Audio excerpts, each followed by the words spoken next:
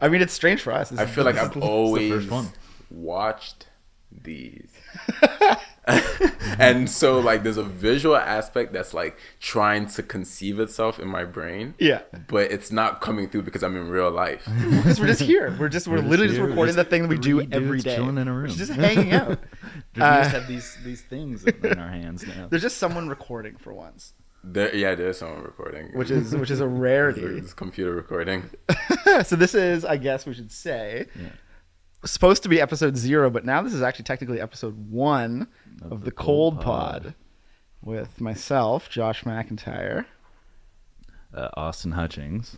And who do we have with us? Oh my God. Introduce yourself. Special guest, the first guest of the Cold first, Pod. The first one, and it's a big one. One of my oldest friends. It's quite overwhelming. I will start off by saying that. Timpa. There we go.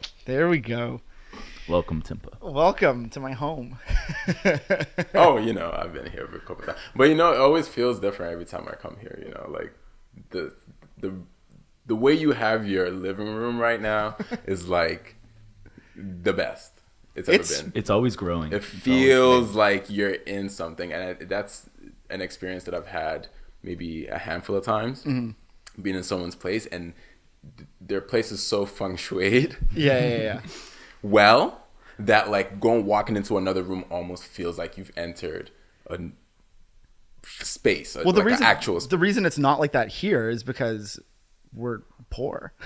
we're just not rich, so it's not like we just have this. Like, but it's designed... But right now, the way that it's set up, like if even the sound different. Yeah. But it's just the evolution. It's like you've been here enough time. You came when this room was the last thing. I mean, we all put our rooms together and whatever, and then this is just like, as time goes on, it evolves, and now we have like a thing. I know. It's I haven't been here in a minute. Not to sound like that. Well, no, it's funny because like you'd think that you'd be like, I haven't been here in a minute. I've been in Berlin and New York, which you have been, but you've been in the suburbs. Yeah, coming into the city was always like a kind of interaction in a way. You live outside of the city? Mm-hmm. Yeah. Yeah, it's always interesting, especially because of COVID too. In the context of that, like I feel like Toronto was never even like a kind of busy city in a way. Right. Just in terms of like human like clusters. Yeah. But today definitely feels like today on a beautiful 12 degrees St. Patrick's Day. Everyone's that's inspired. the big. The sun is a powerful element, by the way. I have a strong attraction to it. But you also said that you have a bit of an attraction to St. Patrick's Day as well. Yeah, you're St. Patrick's Day. Yeah. Oh my God. Yeah. I just called my friend. And I was like, happy St. Patrick's, because I'm generally excited about it because I've had really great St. Patrick's Days in the past. What was can you like remember one? They're all like specifically.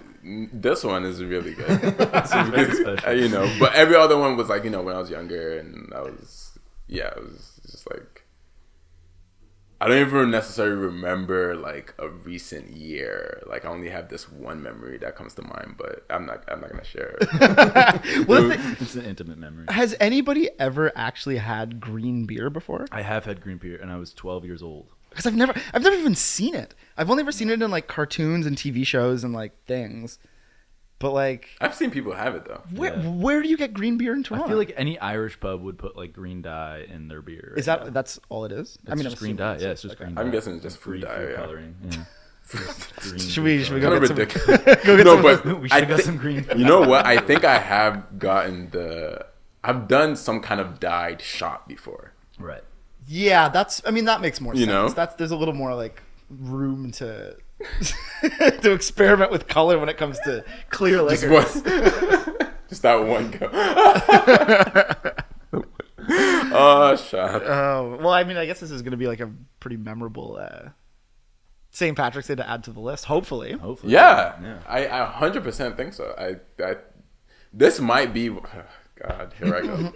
It might be those moments where like things are really in sync, especially just in the context of COVID and the way that's affected our minds, and like how it now connects to this really beautiful warm day. Yeah. I'm outside every single day. I experience weather on a daily basis, and I almost to the point where like even in the winter, through the winter, you just go out I go on walks like every single Sunday, like, and so I have this interaction, especially being in the suburbs.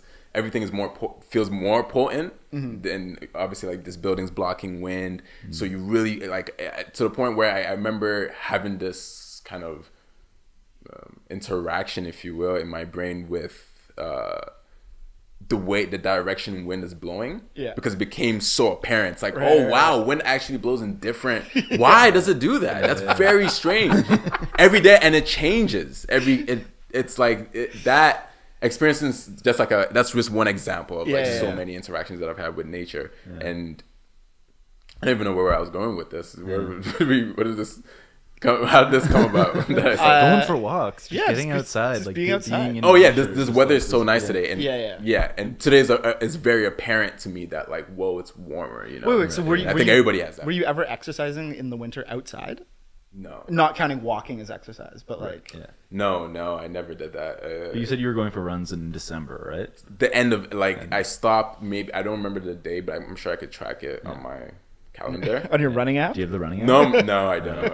I just have my calendar. I always know everything in. You're not like posting the running app on your stories to show everyone how... I've definitely done that. No, you haven't. You've seen me. No, you have been not. I've never seen you post a running... Oh, maybe I did see you do it. Maybe so, yeah. When I was in Paris, I almost low-key did one today because of how good I felt. It's just, I don't know, there's like a feeling to it that's... You almost have this burst of like inspiration and... Or just... I don't know what it feels like a feat that you want to share with the world. It's like, in a way though, to like, yo, this is a sick thing. This is actually something that I care about. Yeah. But I always catch myself. I'm like, oh god, no one cares. It's not that. No one cares. You know. But the thing is, a lot of my friends know my journey with running vaguely. Did you always run though? Because I don't think you ran. I wasn't always a runner. When I first met you, you were not. I was not a runner at all. Yeah. This is how it happened maybe a year ago. A strong year. Yeah. Probably some change, but. Yeah, let me try to think back on the first moments, actually. Well, I feel like running, though, because we were talking about this earlier. As someone who does not exercise enough, and I want to start doing more of that, you know, as things are warmer now. Because it's like when it's winter, it's like gyms were closed, blah, blah, blah, whatever. But I feel like with running, the fact that you can just, like, go. Yeah. You know, there's not like it's different from doing laps. Like you can do laps if you really want to count your shit, but like we were talking about how you can just go. You can be like and you kind of get the inspiration to keep going because you're like running and you're not just being like, I'm back here. You're kind of like, you know what? I'm going to go a little further. I'm going to go like 2 more blocks. I'm going to go to Dufferin at this point. Oh, now I'm going to go to Lansdowne. It's like you can just keep going and then like and then you have to go back and then it's just like you know that at the back of your mind the whole time is that like whatever you're doing you have to do double unless I guess you walk back, but you can do that. But the thing is like so I now just remember when I first started this idea of running and this thing. It was maybe February last year. Yeah. And I was studying wushu martial arts, if you remember. Yeah. I remember meeting you. This was like deep COVID. Yeah. It's so insane to even think about these days because it felt so... The color is like dark, but it wasn't, the moment wasn't dark. But the colors like just feel so like tight and like, you know, compared to now. But I started running from then and I remember not... Like, again, I smoke cigarettes, you know, and I smoke, you know, I'm a smoker. We all do. And it's like, but this idea of just, like, I felt myself get better at it, right. You know, just coming more connected to myself and my breath. And that's actually something weirdly enough that I feel like I've always not struggled with when I think about even like in singing or performing vocals. I remember like till to this day, like I still have a thing with it. I'm not good at like breathing in between, especially when performing. Like in the moment, you're not even thinking about it. Like it just happens. But I remember that was like a thing that I would like always like push myself to like the last breath. Which I kind of like. I mean, I think I kind of weirdly appreciate it now. You know, I know how to use it in the way that I like. But I think running and doing yoga and just doing breathing exercises. And do you ever listen to music when you run? No, never. I'm not that type. No. And I'm strict with silent running. I'm in general that I don't listen to music. Okay. Just in general, you know this. I told you this. I don't like taking music in headphone. Anytime you come over, I'm like, yo, have you heard this? You're like, nope.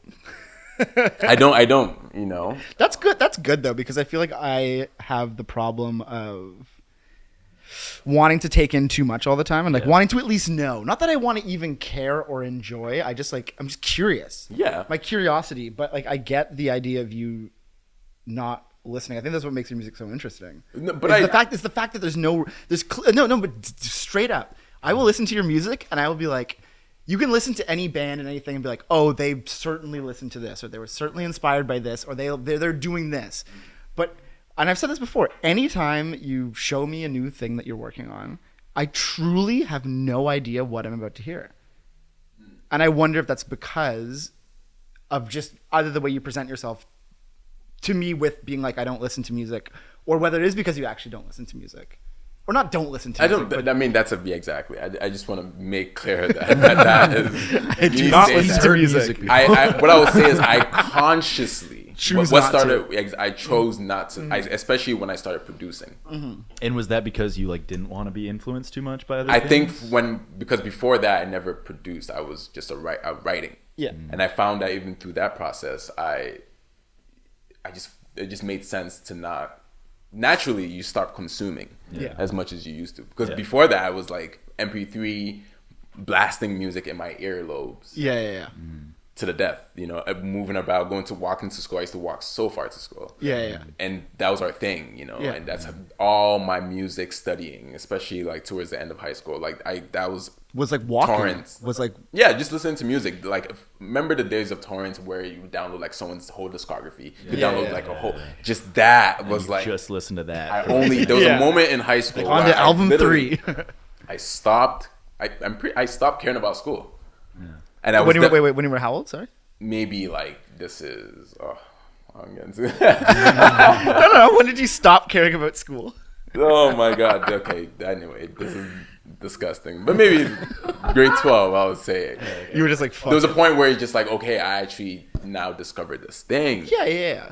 I really love. I mean, I had literally the same thing. I'm not gonna pretend that I didn't have this moment when I was just like, oh wait, everything I'm learning here is irrelevant, but I was like, I'm not going to take any of this into my life. Yeah. Like I literally took a class in high school called Math for Everyday Life, and it was straight up for the people who were just like, either they were just too stupid to be doing math, which I was. First of all, I'm terrible at math, couldn't do it, and second of all, it was for those that were just like, these guys are not gonna. No one's gonna be like some kind of scientist or any math. No one's applying any of this to their lives. So like, this just gets you that credit. It was literally like a course on how to do your taxes. I gave up on school in like 3rd grade, and it sounds terrible, but I took the grade 3 like gifted test, and I was 1 point off. Yeah. And the disappointment from that like failure, I was just like, I don't care about this anymore. Like this means nothing. This is nothing. What if I got one more point that I would have? But imagine if you got the point. If I got the point, I would have been like in gifted school, like. Then you get the ego that goes along with it. It would have been terrible. It would have been awful. Remember the elementary school ego of being in gifted program? Oh, they were the worst people. They were the worst. I'm so happy it didn't happen for me, but I was so disappointed. I mean, I wasn't smart enough. I was so. I wish someone told me I was gifted somehow. Oh man. But imagine as a kid hearing that. Yeah, it hurts. Like, you know what? Go. I guess. I actually have a brother that's super gifted. Yeah. And gifted in the sense that like in the education world. Yeah. He was kind of like, he was looked at as like, okay, yeah, you're sick. Was this an older sibling? Yeah, older sibling. Okay. So how does it make that's also the thing about like, how does it make you feel? Because imagine, I never had that, but imagine having like a sibling who's like, I'm starting to know more about it as we get older and we start communicating with each other on like really personal family stuff and even individual stuff, and then you understand that, wow, like there's these threads between us, like as much as we're all very distinct human beings, and live very distinct lives and whatnot, there is still this like consistency of like, you know, your parents, your you know, that sort of thing. There. Exactly. But it's crazy because like you get grouped in, you get put into a box at such a young age from like most people, where it's like you're this kid, you're the smart kid, or you're the artistic kid, or you're like the music kid. You get put in that box, and it's not until like you're like 20 years old where you realize which box like, you actually want, yeah, if you even want a box. Why have I been in this box for so long? Yeah. And why has this consumed my entire identity? What? And is this even me at all, or is this something that's been put on me? Yeah. And like there's like my sister is like I think one of the most intelligent people I've ever met. But she was like in like the applied learning all her life, and she was like, but because she just didn't learn in the same way that other people did, you know.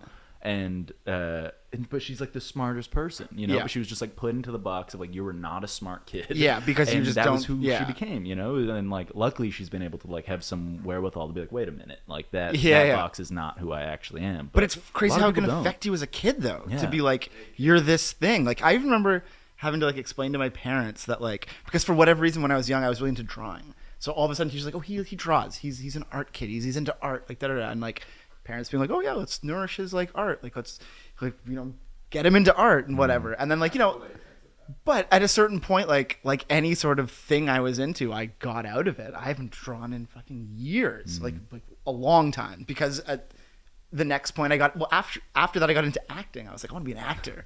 And I was like, ooh, he's an actor, like da da da da. How old were you? The acting thing was probably like, I'm gonna say like grade 7, so like 11 and 12 kind of thing. But then when I got to like, but at the same time I started playing guitar, and then that one was when I was like, oh fuck, music, like oh shit. But it's just funny to like imagine being a parent and being like, and thankfully mine like understood, but it was like, you know, you can't push someone to the first thing that they get like exposed to, where people are like, oh, like your son or daughter blah blah blah makes that or is into that, but that doesn't. Like, if you push it too hard, then all of a sudden it's just like they're gonna get out of it, and they should get out of it, because like, you know, I was into whatever, but I'm not into it now, and like that constantly changes. In a way, like I always found it interesting, just that scenario of someone being in grade 7 and actually being interested in the arts in some way, like you were playing guitar and you had an interest to be an actor.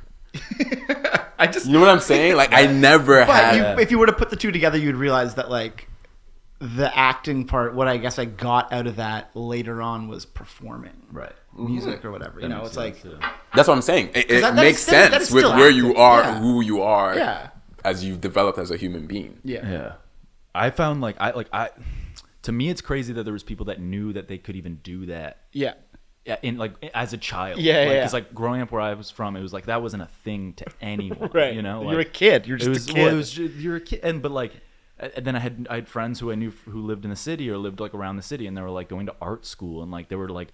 An elementary art school. And they were like, and I was like, how is this even possible? I think a lot of that is your parents. Right.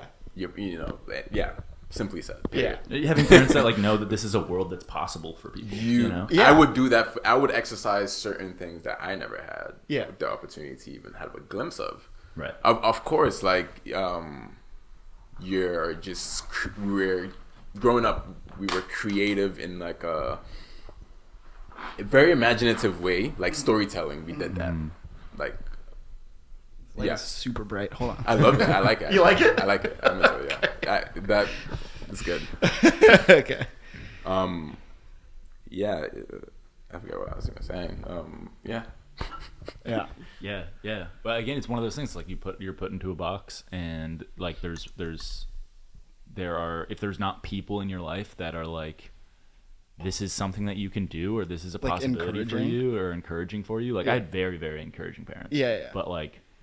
But there was still this thing where it was like I wanted to make films from the time I was like 9 years old. And my parents were like, "Oh, that's sick," but like you have a backup plan because that's not a real thing. See, I never had that. Sick, I kind of wish I did. But I didn't get up. Guess what? I did not have a backup plan. All it did was like make me not want to make films at that time because I was just like, well, this is a waste. And it wasn't until I was like applying for university or like starting the next stage of my life where I was like, oh, okay, well, this is the only thing I've ever wanted to do. So I might as well foster this. So you went to study? I was in film studies at Ryerson.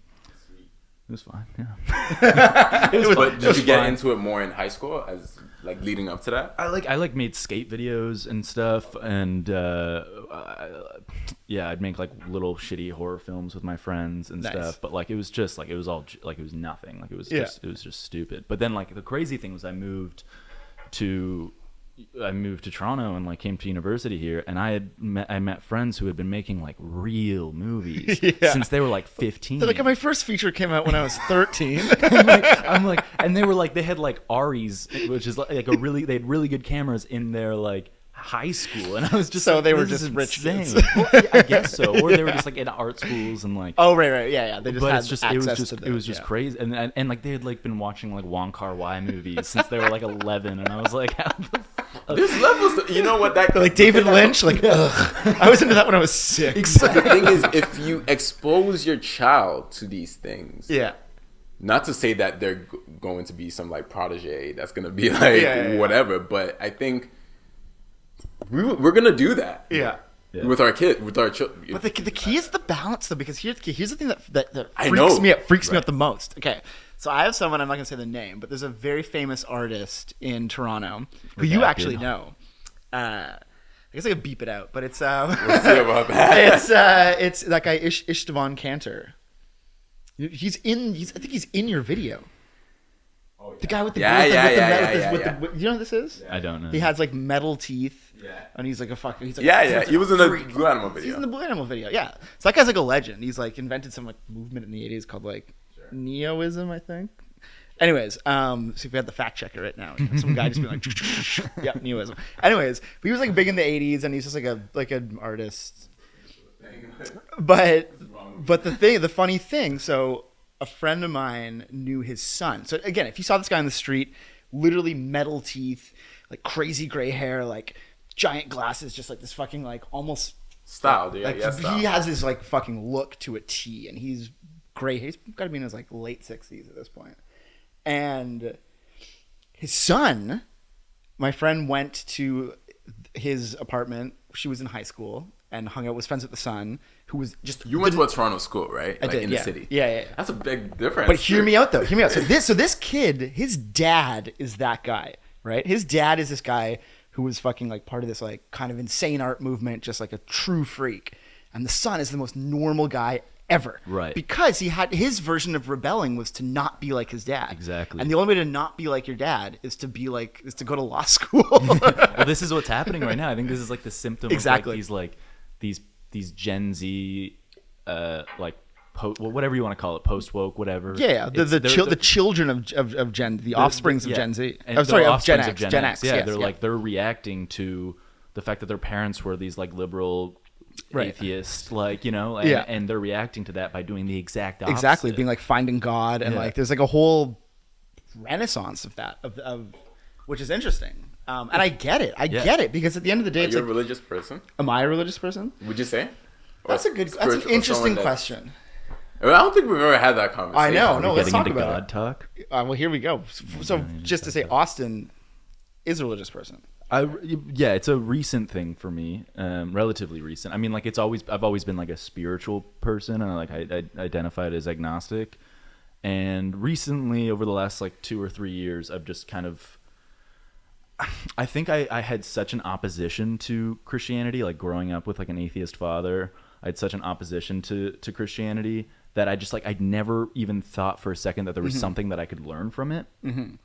And then I had a friend who like had found God, and we were talking, and I was just like learning from him, and I just realized that there was this into this religion that I realized could really help me, you know? And like I'd always believed in like, you know, maybe not like a higher sentient power, or like, but I believed in like the universe being this like one collective conscious that we're all contributing to.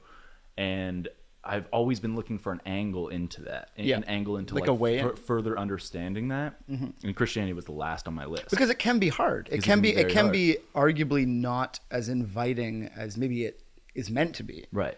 Christianity, yeah. Right, but then based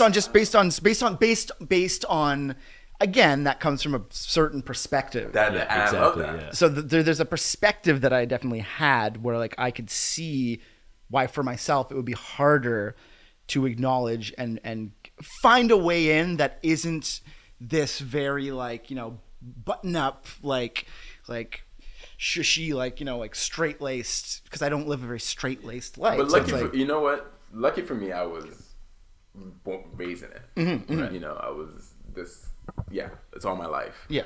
But I was having a conversation with my mom this morning. We drove all the way to Ennisville. Yeah. Very north. To get meat. To get the sacrificial lamb. Right. Like this is like I guess the most like potent whatever meat that you could get. Whatever. We're having this conversation and it was so beautiful. And I was expressing this to her, like, because I don't go to their church, I don't go to their parish, and I was just like saying that I just don't feel. Obviously, it's a little bit deeper than how I'm gonna go about it now, but it's just you don't feel safe, and these places are supposed to be safe. Yeah, I believe. Yeah. No, of course. Of course, yes. I still have my spirituality. I still have my foundation, which is Christianity, but I've discovered and learned so much more outside of that. Looked within and actually, that's the kind of the Christianity that I like practice or whatever is like esoteric Christianity, where it's like Christianity inwards. It's just like it's finding God within yourself, not necessarily. I don't think Christianity has any place in dictating society or politics or anything like that. So separation of church and state. Exactly. But I think it's a very good guide if you read it as a symbolic thing for this journey of the self. Totally. Have you ever read Ecclesiastics? I've read the Cliff Notes. You should read Ecclesiastics. Yeah. Okay. Do you have it? Do you have a copy? No, it's a Bible passage. Oh, okay. Bible chapter. Do you have a copy? You got a copy? That's so cute. Yo, you got that book? It's a book. It's a book called the Bible. The last time I read the Bible all the way through was No. I will. Sorry, I was gonna read a passage from it. No. Do it. Don't do it. Honestly, I'd love to hear it. Y'all go on. But the last time I read the Bible all the way through was as an atheist. Right. And I've like I said, I've been doing like Cliff Notes versions of the Bible where like it's like I literally have this thing that's like read the Bible in 40 days, and so you're just like it like gives you like a new verse to read like every day. Yeah.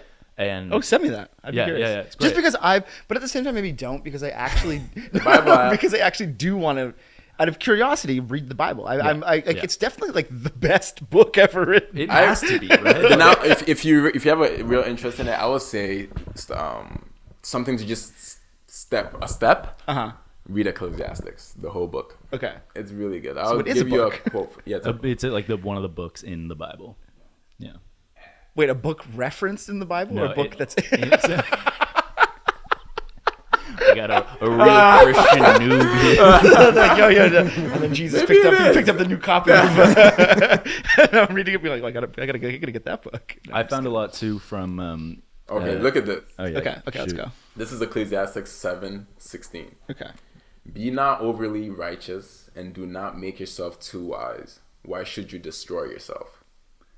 Yeah, that's beautiful. That's amazing. Literally beautiful. That's amazing. And like, there's so many of those. So much about like I mean, I'm an overthinker. I think like a lot of my friends I know are overthinkers. Most of the people I hang out with are overthinkers, and like, that's what it's talking about. It's like you actually should stop yourself from knowing too much. Yeah, like stop reading theory. Stop like doing 80% of the shit that we do nowadays, because you're just complicating your world. Yeah, and half of it, a chunk of it is just unnecessary information. We're so used to and accustomed to, because of the internet, the idea that we should be able to learn everything all the time, which is in theory a great idea. I like love the fact that I can be like, oh, I like this weird thing album from the 70s. I'm going to go learn everything about this person right now. But it also has like a negative effect where it cheapens things. It cheapens literally everything, where ignorance is bliss. It is nice to go about it and be like, oh, you know what? I actually just like that song.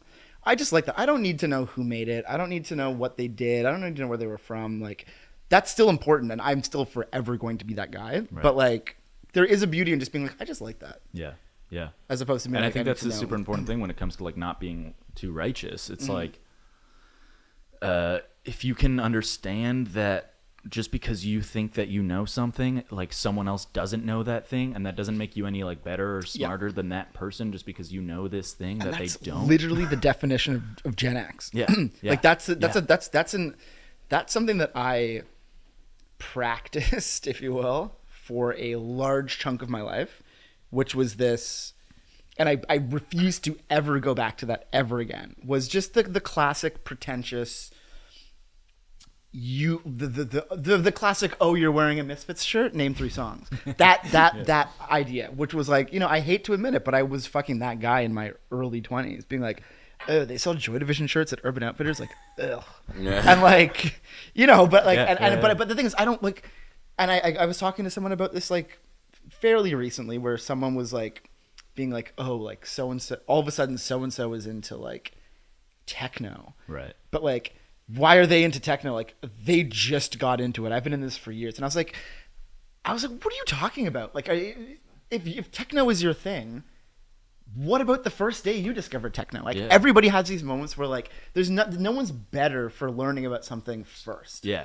Like, at all. It's the most pointless way to like walk around and pretend to be better because you know of something. Because you just came to something before. Like the thing. Yeah. Love the thing. Yeah. Make it your life. But you don't should be stoked that someone else loves it exactly, too. Like, exactly. But that was such a big thing of like my early 20s, which was just people being like, you know, you'd even go see a DJ or something and they'd be like, yo, what song is this? And they'd like purposely like X out the track, like change the title on their thing so it just says like unknown song. But you know, like, myself and Eric, I can say his name. Eric Farber. Eric Farber. We're having this conversation. Friend of the show.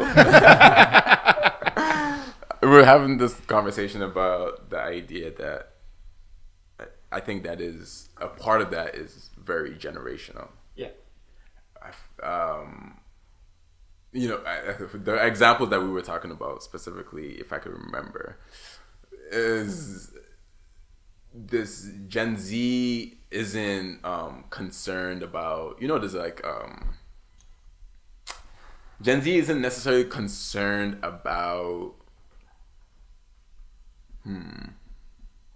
these kind of pretentious thoughts, and that's the beauty of it. Like, seriously, within at least like in music, I'll just speak for, like, you know, like, or like this idea of like, you know, people, I forget exactly what we're talking about, but this was one point, like just the idea of like get the bag, you know, like there's no. That's why I think that they're actually they're smarter in a way. You know, it's making money. Well, it's because their identity is not based on one thing. Exactly. It's not about being like, I'm the music guy, but not even that, I'm the punk guy. But not even that, I'm the UK punk guy. But not even that, I'm the UK hardcore guy. It's like, whoa, like who cares? Like, well, I feel like it's like the, I mean, like it. In a way, it's there's so many. There's so many. Like, it goes deeper than that, to many levels. But and there's exceptions to that rule by and far. Totally. I think the thing that probably like led to this was just like the acceleration of knowledge on the internet. Yeah. Like growing up on Tumblr and stuff, it was like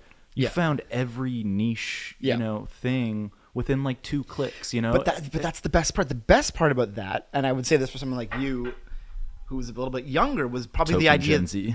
Was probably the fact that I'm 24. But the funny thing is, if you think about it, but think about it though. The interesting thing is that like you could find, say, like an iconic image that like to the Gen X person is like, that's the fucking Primal Scream album cover. That's this iconic da-da-da. That's the da-da-da. And it means so much. But to you, it was a fucking thing that showed up on a Discover page. And you clicked it and you went, I like that. Add to the folder of things that I like. Next. Yeah. And there's something kind of beautiful in that. But there's also something. I feel like it's always kind of getting like that, to be honest with you, from generation to generation. Yeah, but always new ways of thinking. But the discovery is so much. But I will say that the problem with that is that it actually does cheapen as somebody, as people who we all create stuff. We all make work. We all make art, whatever. The problem is the fact that, you're pressured to constantly create content. You're pressured to constantly create new music, new films, new anything, because it's no longer your life's work is now basically your life's work as somebody in the 90s could be like three things. It could be Whit Stillman. It could be 3 movies, and that's fucking it. It could be fucking some band. There's 3 albums. That's it. Now you have to, like, in order to, like, I guess, have any kind of, like, legacy, you need to have for just this generation, this mindset. You're gonna have like something every couple of years to continue. You can't just, like, end the story unless you die. Yeah. You don't think so? Yeah. I don't think so. I mean, I don't think so. I think you could do, and I don't want to sound like in the clouds or whatever. But I think that ultimately you could do whatever you want to do. I know with the releasing of your music, or or whatever art that you go about it. Even today, earlier we talked about Willis Earl Beal. Yeah, like on XL Records. That's somebody who, to my knowledge, has released 2 albums, who at the time I thought were amazing, and I still do think they're amazing. But you even mentioning that today blew my mind, because I was like, holy fuck, I completely forgot that guy even existed. And I hate to say it, and that's my brain as a product of the current times, being like, because I guess he was dropped or whatever happened, maybe he's still I don't even know the story. But my point is that, like, that chunk of time where something actually was so huge in the zeitgeist to everybody, if you were into a certain thing, that's just now gone, and it's forgotten. Yeah, I think it's sad. I think that it's depressing. Things are changing in a really good way. I think that okay, in a really I think so. Honestly. No, but the thing is, I'm being very pessimistic right now, and I'm never this way. I actually am just not even playing devil's advocate, but it's like, because I'm the most positive, like, no, like, embrace everything, just, like, make it work.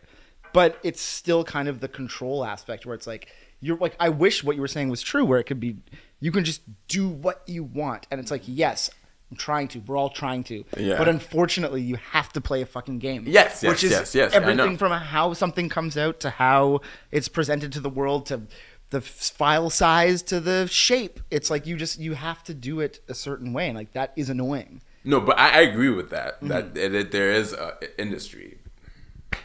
The industry. The industry. No, but it's just what you think of it, it's like it's going somewhere that's good. I think that, and I think I agree. I think humanity is going to a better place. But I think you think humanity is going to a better place? Okay, but let's talk. The mode in which things are getting better. No, I mean. No, that's the thing. Yeah. We're obviously living in and trying to be Summer's happy. Coming, so that's good. Summer's coming. Things are going. That counts for some. I do think things are getting. I think things are getting better. I think there are symptoms. I do think things are getting better. There are symptoms of a time where things were getting worse very fast. Right. Those symptoms might accelerate faster than how fast things are getting better. Right. Do you know what I mean? Yeah. And because what's getting better is, I think, people's mindsets towards reality. It's like even like this, like, reactionary finding God thing, like that is an example of something that I think is very positive. Yeah. It may be not the most positive representation of it, but it is something that is happening in the world where people are, like, waking up to certain ideas and, like, pushing away from, like, a nihilistic perspective of the world, but and, like, understanding that there's beauty. Totally. But you do realize that the nihilistic approach of the Gen Xer was also a reaction to the same thing. Yeah, it is and that's cyclical. Just the pendulum swing. Exactly. And I'm not even denying. I actually agree with what you're saying. But I'm just saying that, I mean, I wasn't there, so I don't know. Yeah. But it seems like everything really is just a reaction to something, and we've all just, any movement just comes from reaction to the previous thing, And that's the point. But how do we react to it? But that's but what I'm saying is that, like, it feels different because it's new to us, but what we're reacting to was different to them. They had this exact moment that's happening has already happened in just the other way. So it's kind of like, it's not necessarily different or new. It's just, we're just experiencing it at an age where we, like, can like understand it or see it. Well, I in think real the point time. is that we're just experiencing. Yeah, exactly. You know, and then, like that's the only thing that really matters. Like whether or not it came before, it's like how can we? Because obviously there's going to be a reaction to the thing that is reacting right now, right. You know, and like and it's going to shift back at one point. But how can we react in such a way right now where we like create something positive for ourselves at this moment in time? Mm-hmm. Do you know what I mean? Mm-hmm. Of course, our children are going to react, and yeah, do the opposite. I mean, yeah, it's who. You know what it is? I probably feel really hopeful right now because I ran today. Everybody, because Lord knows go I running have, yeah, you know. Stop listening to this podcast. You know, go run. Just stop listening. Yeah, just. No. Has that been big for you, like mental health wise and stuff? Like that's really you can see like a solid difference in yoga and running. Yeah, man. I think that was always my focal point with it. Mm-hmm. It was never like any physical thing that just comes with it. Yeah, and then you start appreciating it and start looking at your body differently and just understanding yourself in a forward way. I would say. Yeah, and. Yeah, but it was always like a mental thing, you know, whether that is doing something challenging to the brain, or just like a way to heal the brain in per se. Mm-hmm. Yeah, I think it's like the discipline aspect of it as well too was big. When I first started it, and just understanding what that process. Later, of course, as you experience it, you go through that. Mm-hmm. You understand these ideas, if you will. Yeah. Of like discipline and consistency, what that means, what that actually means. Mm-hmm. You know. And you were saying too how concentration, focus, these things. And you were saying too how like the pain of running, like the fact that you're pushing through that pain. Yeah, like that's taught you a lot, right? Yeah, it's again I had this visual while I was running where the saying right. And then a visual of like I forgot what I said, but anyway, I told you. It's like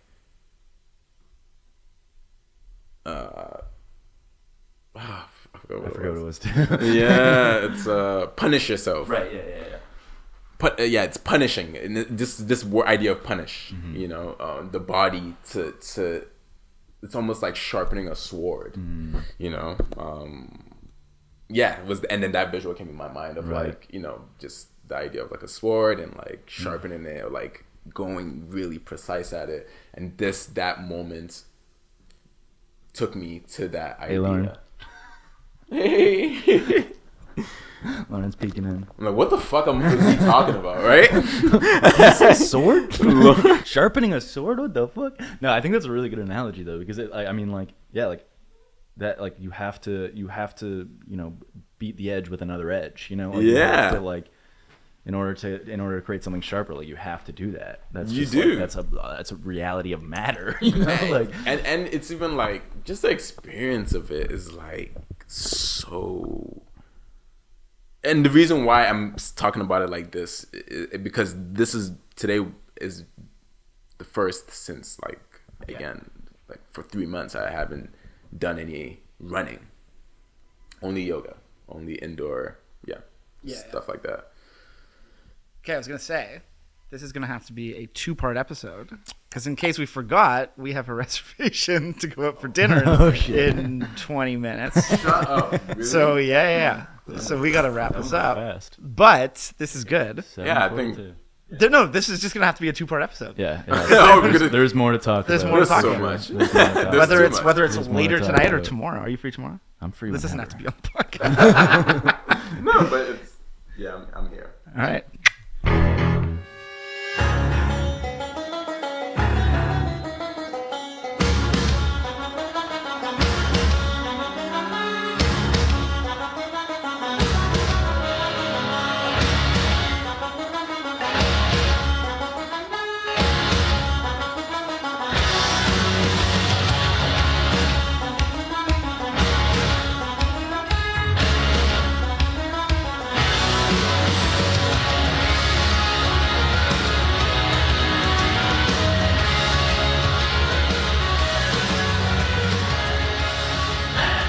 back. And we're back. How was back. dinner? For round 2. Dinner was good. Yeah. It was good. Did you like it? Well, first off, you have to cut off that laugh that I did. Dinner that was amazing. I think it's one of the best restaurants. Imanishi. I mean, she's really good, and I hated on it. You hated on it? I hated on it. Why? And not really. I wasn't blown away by my first experience there. Do you think you just ordered wrong? I just think I was in a different place in my life, to be honest. I want to keep it honest. Like, my mind was just like somewhere else. I was just like not really taking that in. Or something, because the menu hasn't changed, right? No, it's never changed. Yeah, so I'm pretty sure I had that. I think it's the Chinese broccoli. Oh, no. Japanese broccoli? I don't know. Chinese broccoli, yeah. Chinese broccoli with the saute or whatever. And back then, I remember having something like that. But I wasn't blown away, and I felt like it was a restaurant that like was supposed to be really good or something. Was it overhyped the first time, you think? I think so. I think at the time there was some kind of hype to it or something. Maybe in my vicinity. I don't know where it came from, but this time around it's definitely amazing. Yeah. Hell yeah. So would you say it was a successful St. Patrick's Day? Yeah. 100%. Wait, so you guys went. You guys got food for St. Patrick's Day. You guys went to a Japanese restaurant for St. Patrick's Day, and then you came back and you guys watched Survivor. We did. That's a great St. Patrick's Day. It was kind of perfect because like we didn't want to go out. You were staying over. We just kind of came home, made some tea. See, St. Patty's is just so far it's been pretty spot on. I think I treated it really well this year, so I might just continue this tradition. I think by the time we got back and we were watching Survivor, I was so tired. I was like, I'm right now, like I almost feel like my legs are exhausted, really. And that's from the running. So we should talk about that. Yeah, you're feeling the real sharpening of the sword pain today. It's like I've felt this before though, like when I started doing more intensive runs, probably I would say when I got to Paris. And then, you've been to Paris, it's super hilly, so wonky, all over France. And I just got super deep into it naturally, from my progression from starting in Toronto through to New York. And then by the time I got to Paris, I was like doing like 10 kilometers. I got put onto like a lot of running circuits, if you will. Yeah. Or I just found my own sometimes. Like it's the same idea that I was speaking about yesterday, where you just like step out and not really have a route in mind and just follow your legs and your body type of feeling. And by the time you know it, you're just on a stretch. And so how often were you running in Paris? Maybe like I try to do it daily. Oh, damn. I try to do it daily. But in situations where, but interchanging with other exercises and yoga and other things. But I felt the same pain before, maybe like twice, 3 times.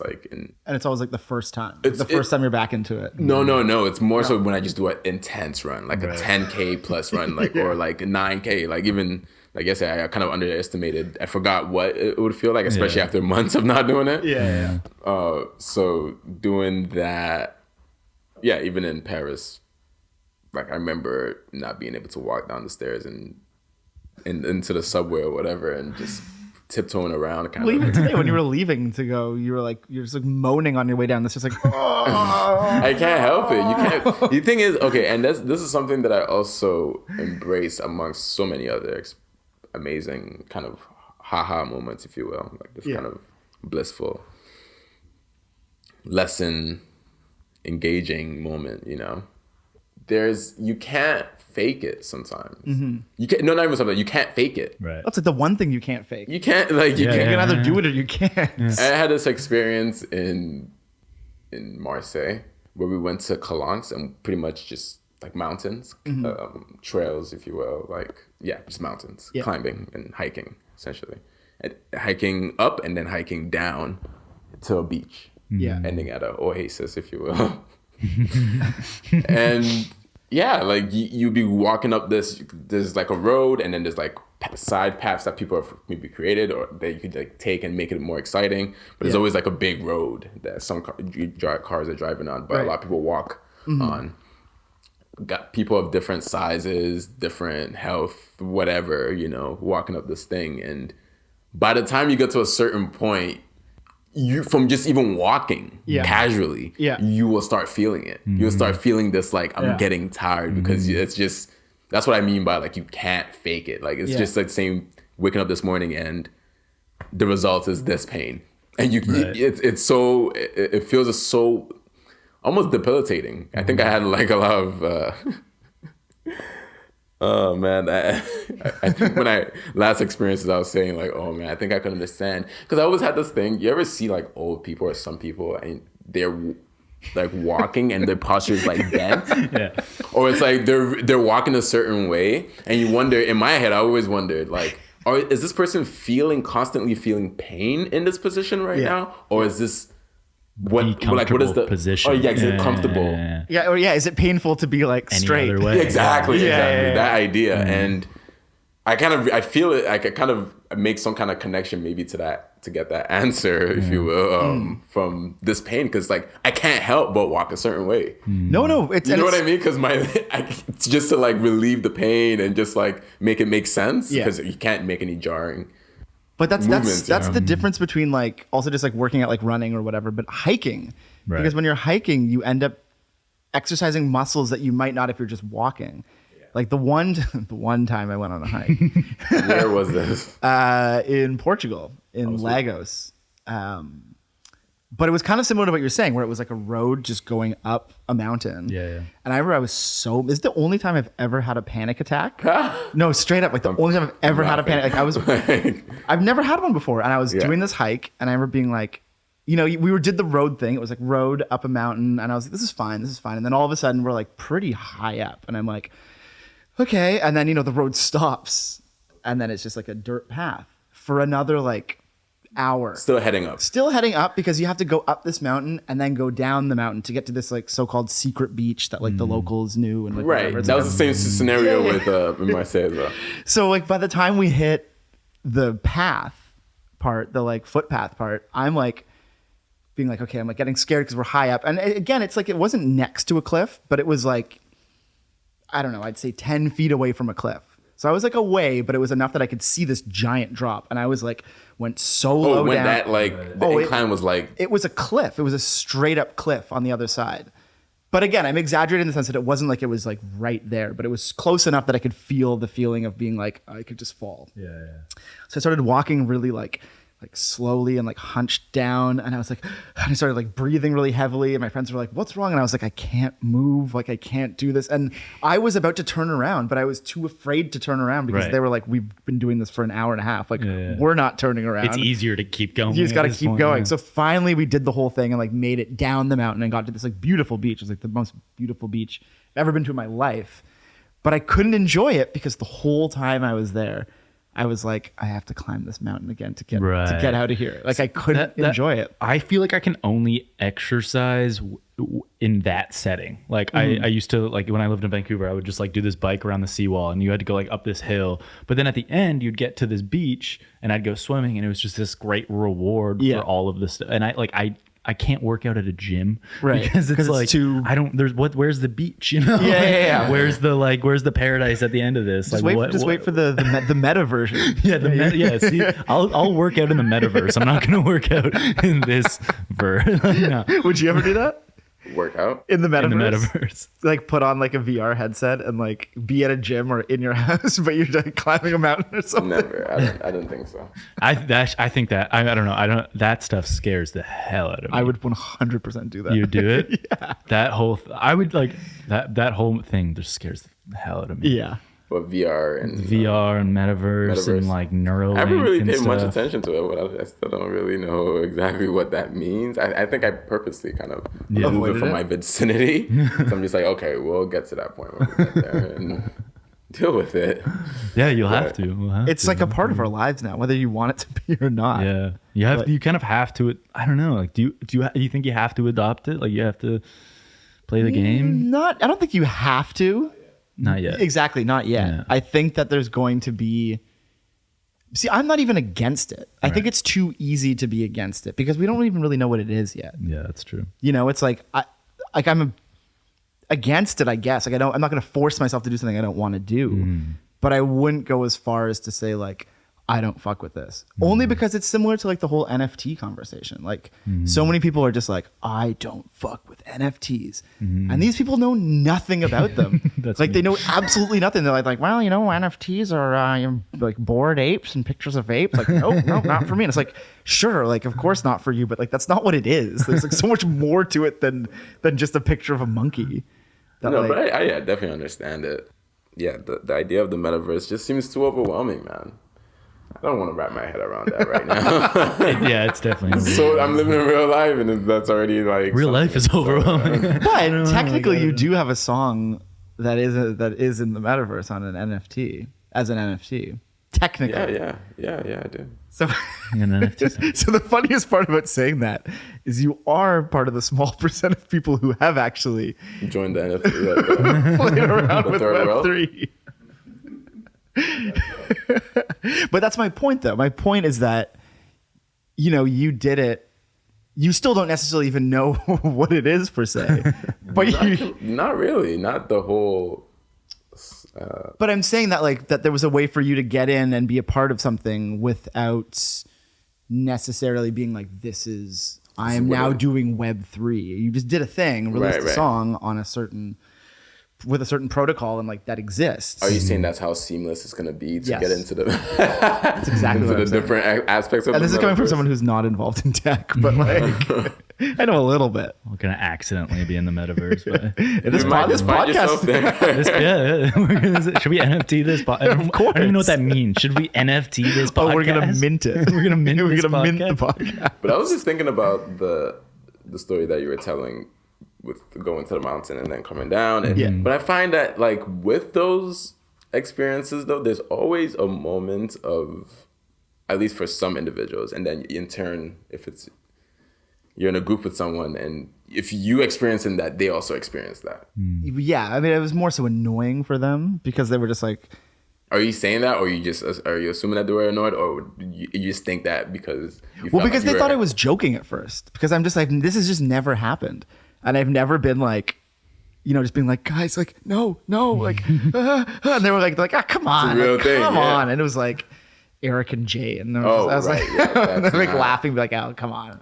That might be, but I I'm pretty sure one of them was like holding my hand down like a part of it. And that's what you need to do. Yeah, of course. That's how serious I have no situations shame. are. I have no shame. But like coming off this experience, I know you said you couldn't really enjoy the beach, but like looking back now, 100%, it was totally grateful worth it. For that. Totally worth it. Yeah. And the funny thing, the reason I brought it up was because my legs hurt the next day.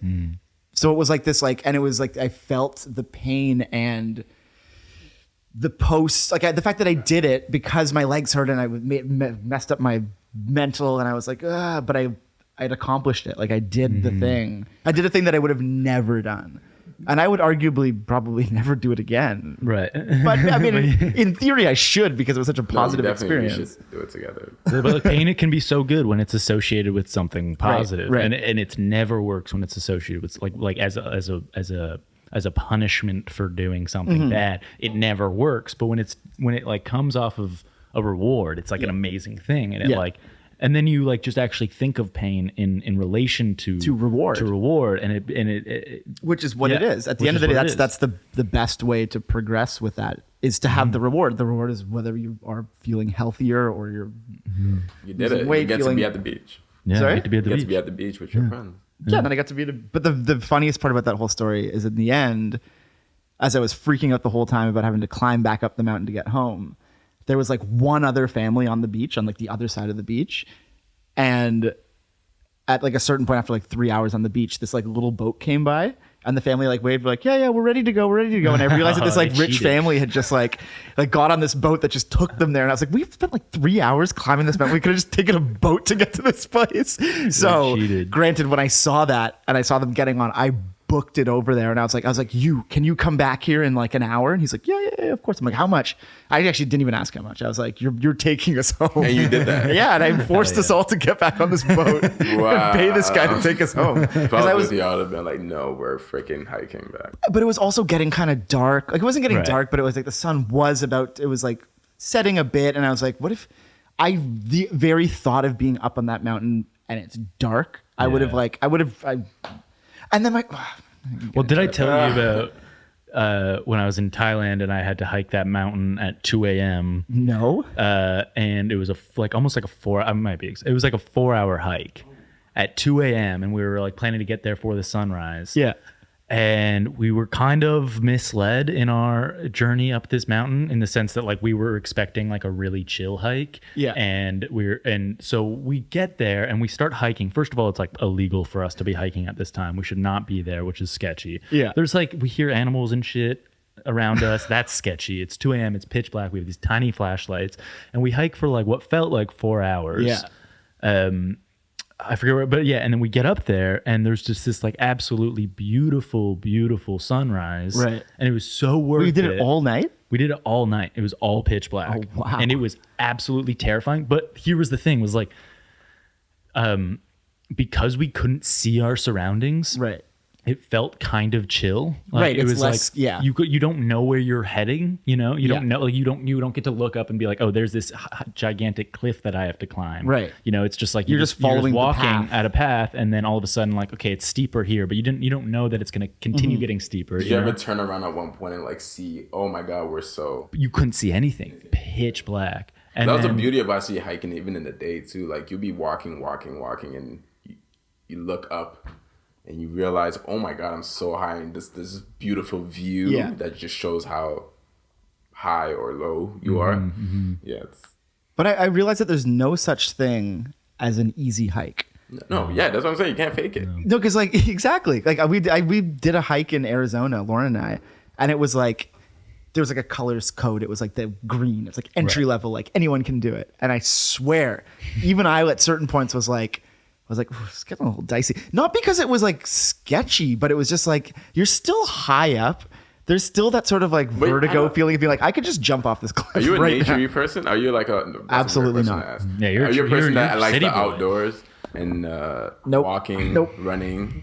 Outdoors is like not my thing. I mean, being outdoors is fine. But like But not I'm in like the woods. I'm a not like- wimp when it comes to that. I can't handle any kind of infestation. like your nice sterile apartment. 100%. Yeah. I'm not a fan of like animals. I mean, You know, I've never I been am. camping. You've never been camping. No, because I just refused to do it Damn. as a kid. I was just like, nope. People are like, camping trip. I'm like, nope. Friends still Yeah. go on camping I trips. love going camping. I yeah. bet it's a blast. And the worst part is I bet I would really like it. Right. That's the It's you would one of definitely those enjoy it. We things. need to do something like that. Have We're you? gonna Do you force- camp? I never camped before. I never camped before, but I just know that I've always been into it, but I just never had the opportunity to do it. I've done like cabins. Yeah, that's the thing. I just need a roof over my head. No, I feel that though. I do feel that. Like if I could, I would love to do camping with like how do you call those things? The cottage, yeah. Yeah. But that, In a cottage town or something, a cottage area, and then go to like the backyard and camp. Right. Yeah. Deep into the back, into the like whatever woods close to the house. yeah. You know, that would be fun. But it's funny because like my mom used to always say, Oh, anyway. she just like doesn't like nature or camp. It's probably where I get it from. But she would always be like, you know, why would I go rough it in the woods when I have this beautiful home to like I kind of like get it. Yeah. It's like, do I really need to like go like, you know? But you wouldn't. But I don't know, like maybe camping is not the way in which you should push yourself. Yeah. Because you can just like selectively push yourself, right? But like there is something about like pushing yourself out of your comfort zone that is like so important Yeah. in life. Like I genuinely think like we all have a debt to pay in this world where like you have to enact a certain amount of suffering in your Yeah. life, you know? And it sounds Yeah. it sounds scary, but it's just like everybody has to go through something at some point, and this is just like what existing is. Yeah. And I feel like if you like try, and this isn't camping, this is like, but like if you try to avoid that your entire life, Yeah. It's you kind of catch up to you at some point, you know? Yes, but I don't think I'll ever get into a position where it's like, camping is going to save my life. It's like, guys, like the only way to survive this is we got to hit the woods and go camping.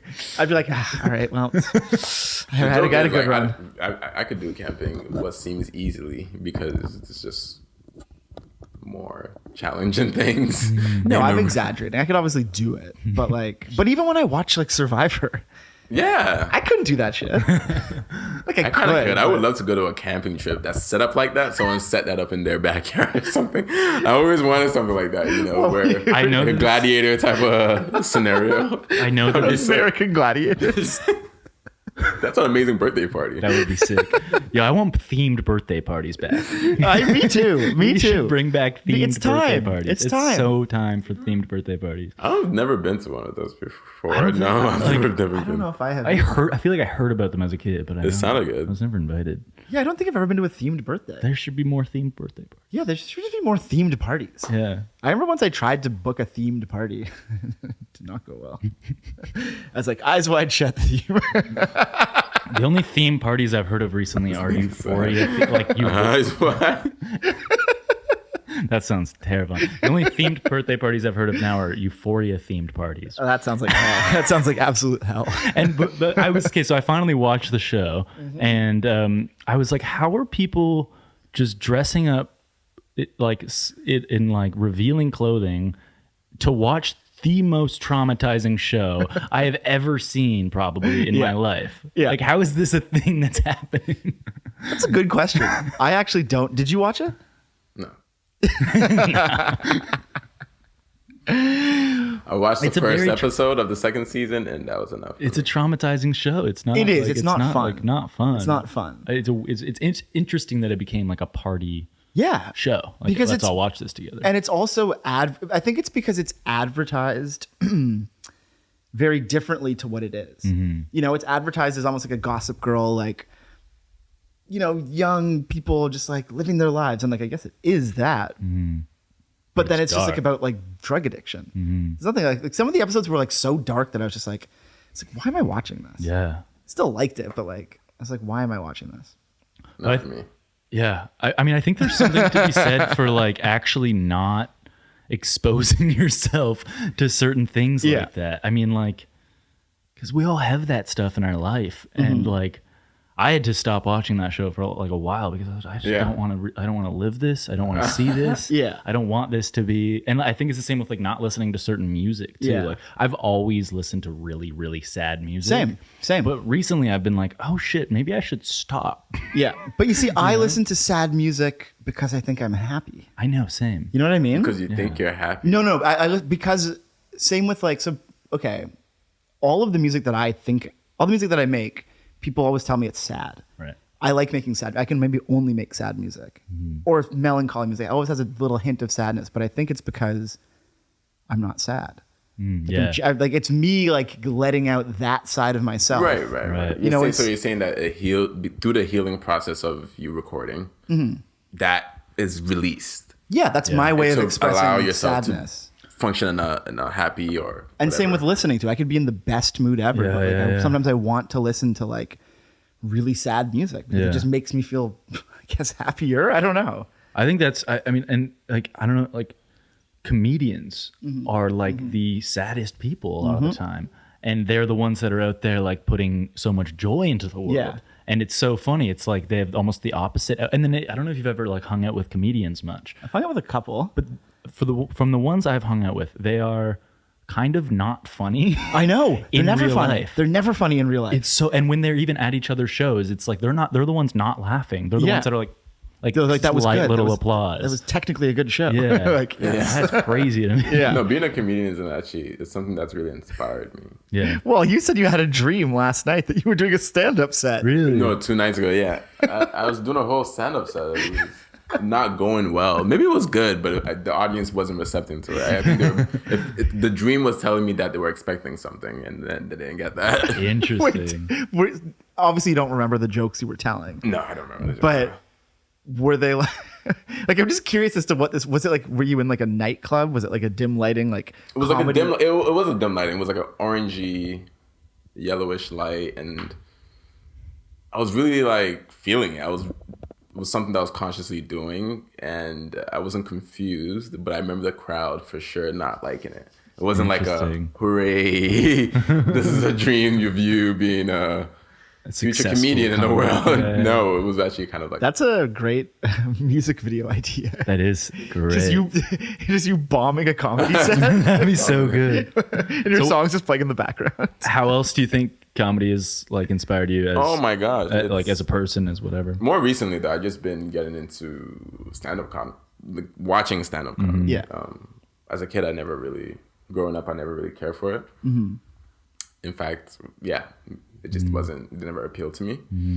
But watching it, just seeing the performance aspect of it is just like, whoa, it's really something to go up there and there's no music, there's no something with music. It's just words. Just words. It's just words, yeah. There's a lot of silence. Yeah. It's almost like the most vulnerable performance, I think. Like, yeah. And when you're bombing because it's either you make people laugh or you don't. Yeah. But obviously that gets technical when you look deeper into it. But it is just in general no comparison, but I could find some kind of parallels within it that inspired me with understanding performance and looking at performance in music. From watching comedians and just like, I think an aspect of it is definitely the silence, the kind of timing with everything. It's so important. I also hear too that like a lot of comedians talk about, obviously they plan out their sets based on time. It's like, I have like a new 10 minutes written. But even getting there, like when you think of a joke, I could spend like weeks thinking of a joke, and I have sadly thought of a joke, and then I'm like, I got my joke. I could tell the joke, and it's over in 30 seconds, if that. How do you do like an hour and 10 minutes? I like think it's insane. So weird how I think comedians are some of the most underrated artists out there. It is as hard as any other art form, if not harder. And it's not regarded in the same way. Like it's even like an Adam Sandler movie that everybody's just like, it's a silly Adam. But it's like that. There was so much work put into that. Yeah, there's like, so that many was a jokes. Hard thing to do. That was insane. It's weird how it doesn't have the same esteem to it. Yeah, I guess. But a part of me says, I think that's just from my perspective. I think it's like someone just doing what they do. Yeah, it's just, and that's what I was saying about like you talking about. You're right. I just wrote this 10-minute bit, right? And that's in a way I've always done this in my performances. If you remember, like, you've seen my first performance or whatnot. There's this kind of displaying of my songs, as in with voice, and then there's ones just instrumental songs that I know I rarely put out, like I would say, or publish, but it's all like I remember. That was one of the frustrating things about, doing a tour that's like so many days or whatever. There's just no time to record. But, now it's like part of I broke it down one time actually, recently. Just because, I've always try to understand the idea of live or whatever and just, what I want to share. It's like just live shows in general. And that's something that I've always done. I've always had this generated, because naturally, I'm constantly recording music to work towards a project, right?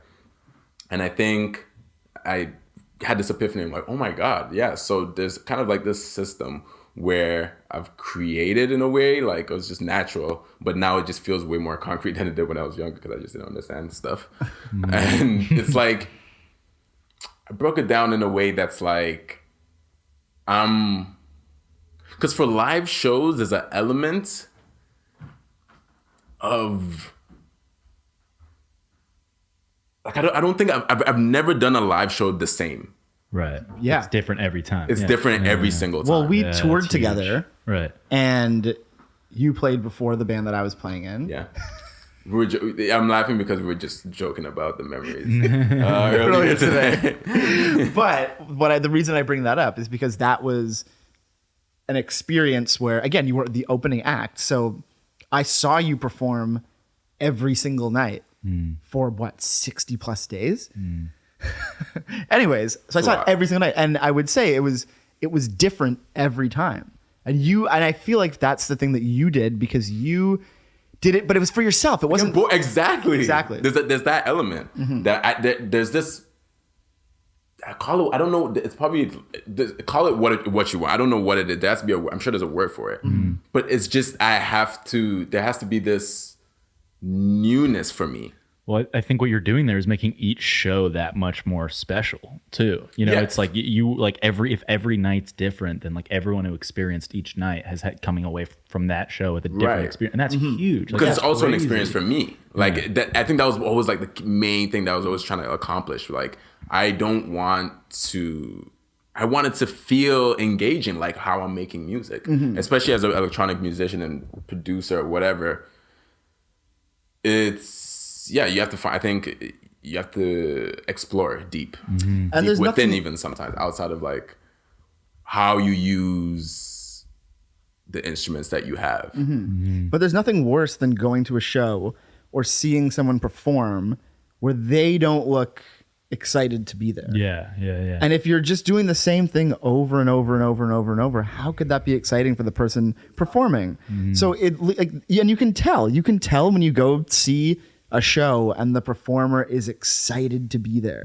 They're excited about their own music because they should be, you know? You can tell when you watch a film and the actors are excited to be in that film. Like you can really tell. Yeah. Like and in film's something that's interesting because it's like you're capturing a moment. It's only going to be this one moment that's used. Yeah. But the worst thing you can do when you're on set is do the same thing over and over again until it's dry and colorless. Right. And, you know, and there's some directors who like can do that to the point that they get their actors to like just break and do something. I don't like that style of directing. Yeah. Or the best thing is when you like kind of everyone gets a curveball and it's like, we're going to do something totally different for this take. Yeah. And you, even if it's not the one that you use, it's shaking something up in the performance, in the people who are also in the scene. Yeah. It inspires, magic. You know, it inspires it.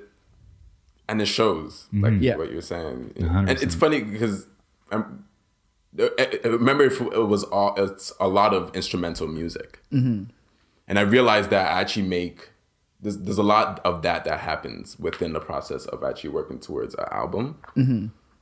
So it creates like this kind of this thing where I'm now like gathering almost instrumentals, music mostly. That's just what's happening, type of thing, and working towards a project. Right. And now. But there's a written project that's, I don't know, like it made more sense in my brain. Wait. Are you using some of these instrumental ideas and then turning them into quote unquote songs? Or are you just finding all of these pieces and putting them together to turn them into a cohesive project? Or show? No, but I doubt that maybe, you know what? I think now it's like we're creating this instrumental songs and some of them actually are just instrumental. Yeah. There's no that's why it's funny because it's like I think it comes in like waves, this idea of like vocals happening or like just writing songs again to that point. So I think that there's this understanding that okay, you do make instrumental music. Like there's so many projects that are just like that, but and then it's put into the live show. Usually it's used in that. But now it's like I think I'm into this idea of just creating it and just going back to it at one point. Right. But using it, but like a lot of the instrumental songs will like end up remixing songs that already exist. Right. You know what I mean? Yeah. Like it plays with this idea in this way that I really like because you're interacting with your work now in like a kind of deconstructed way. Yeah. And it's like self-referential too. In a way that's like you're using especially with the 2 records made now, like having this like option of like different tracks that you could just like. That creates this, I don't know, when writing a show or whatever, and how you want it to go and stuff like that. And it creates elements of spontaneity and like choice and like, or I might not even start. I've been rehearsing it, starting with this song or whatever, but I might not like start with this song. Or I did another rehearsal starting with this song and then went into like this other song. I'll note that. I'll take all that notation. I'll write all that down. But it's the freedom of knowing that, oh wow, this could really just go however kind of creating this familiarity with your work in a weird way. It's like you're creating, go anyway. Yeah, you're creating this familiarity. You're having this like knowledge of your work so that you can kind of do whatever you want in the moment. Yeah, right? exactly. Yeah. Exactly. Like, in a way, yeah. It's preparing so much that you can completely abandon the preparation. You can imagine Yeah. Wow, that's a good word. But Well, in a I way, mean, that's the it just- same thing I do in film. It's like you prepare as much as you can, but then you go into the day when you're actually shooting and everyone's in the room and everything you've prepared means nothing in that moment, Yeah. But at least it's there to fall back on, right? It's there. It's anchoring you in a way, and that it just important. when you're in the moment, you can really play with that, and enjoy that spontaneity and just vibe, rather than just being like, okay, I gotta do this. This has to happen now. And even the idea of perfection too, removing that element away. It's like I don't. Yeah, and I feel like it also just adds a weird little bit of necessary pressure, Right. Because when it becomes this monotonous, just like you become like, again, talking about tour, I played the same thing every night and whatever, that was my job and it was fine and I actually enjoyed it, but I'm just saying that it became this thing where I was a robot. I knew that I had to play this at this point, do that at that. I could do it without even thinking. And I feel like with what Timp is saying, I feel like there's an interesting aspect of when you change your own routine in your performance, it then gives you that little chance of like, maybe I could fuck this up. But if I pull it off, it's going to be fucking magical. Yeah. And that's kind of an exciting feeling to like have those nerves. Like you kind of need them. As soon as it becomes just like a robotic thing, it just loses all of the magic, Yeah, Literally. it's climbing a mountain and not knowing the path ahead. Exactly. It's exactly. This is a good way to go back to that. Let's not go back to that. That's literally it though. That's exactly what it is. Yeah. Do you remember that first show? The first one? The first ever show that I ever played with Alex. Oh yeah, of course. At Double I don't End. remember how the music went. What year? Was there passages and stuff like that? And was it one thing? It was one thing. Yes, Right? it was one continuous piece of music, but it was songs. Yeah. What year was this?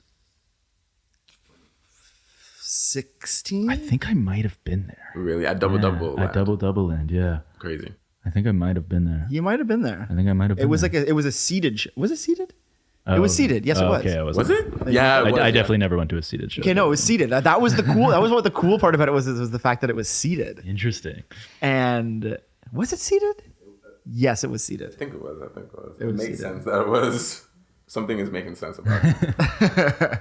I remember there was like fold-out chairs or something. Yeah. It was like a seated affair. It was like we tried to make it classy. That's A sick. classy show at Double. That's amazing.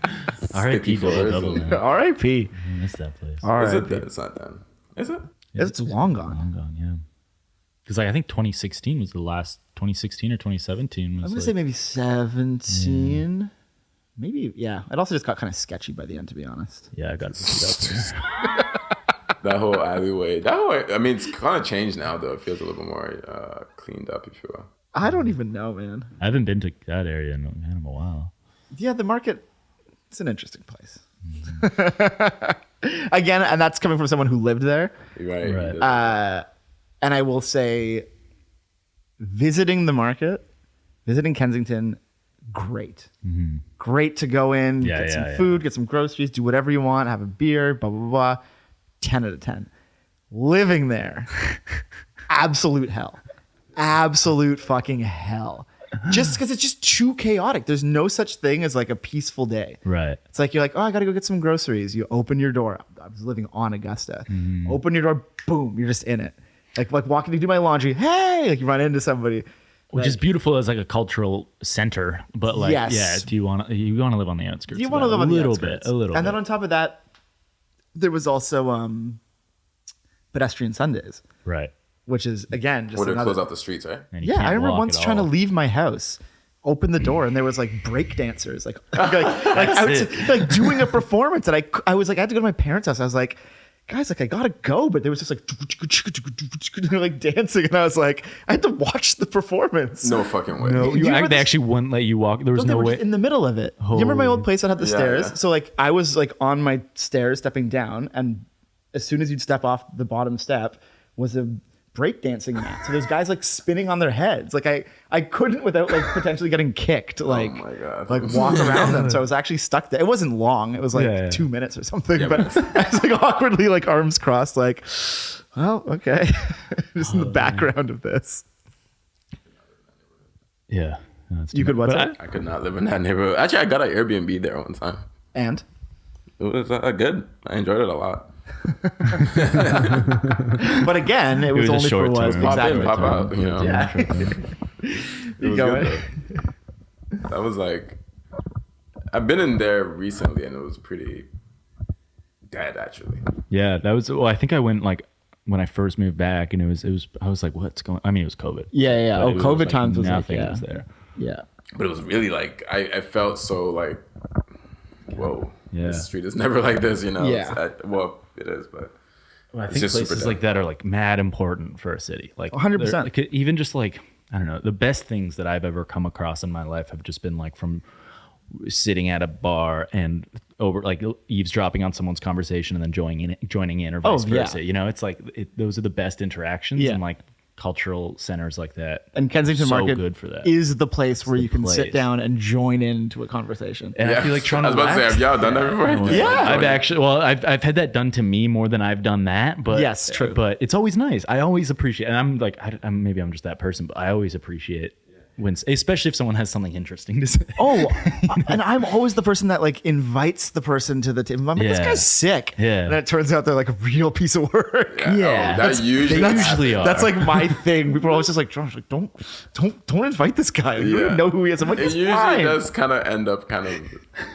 not bad, but it's like, oh man, this person was thirsty for something.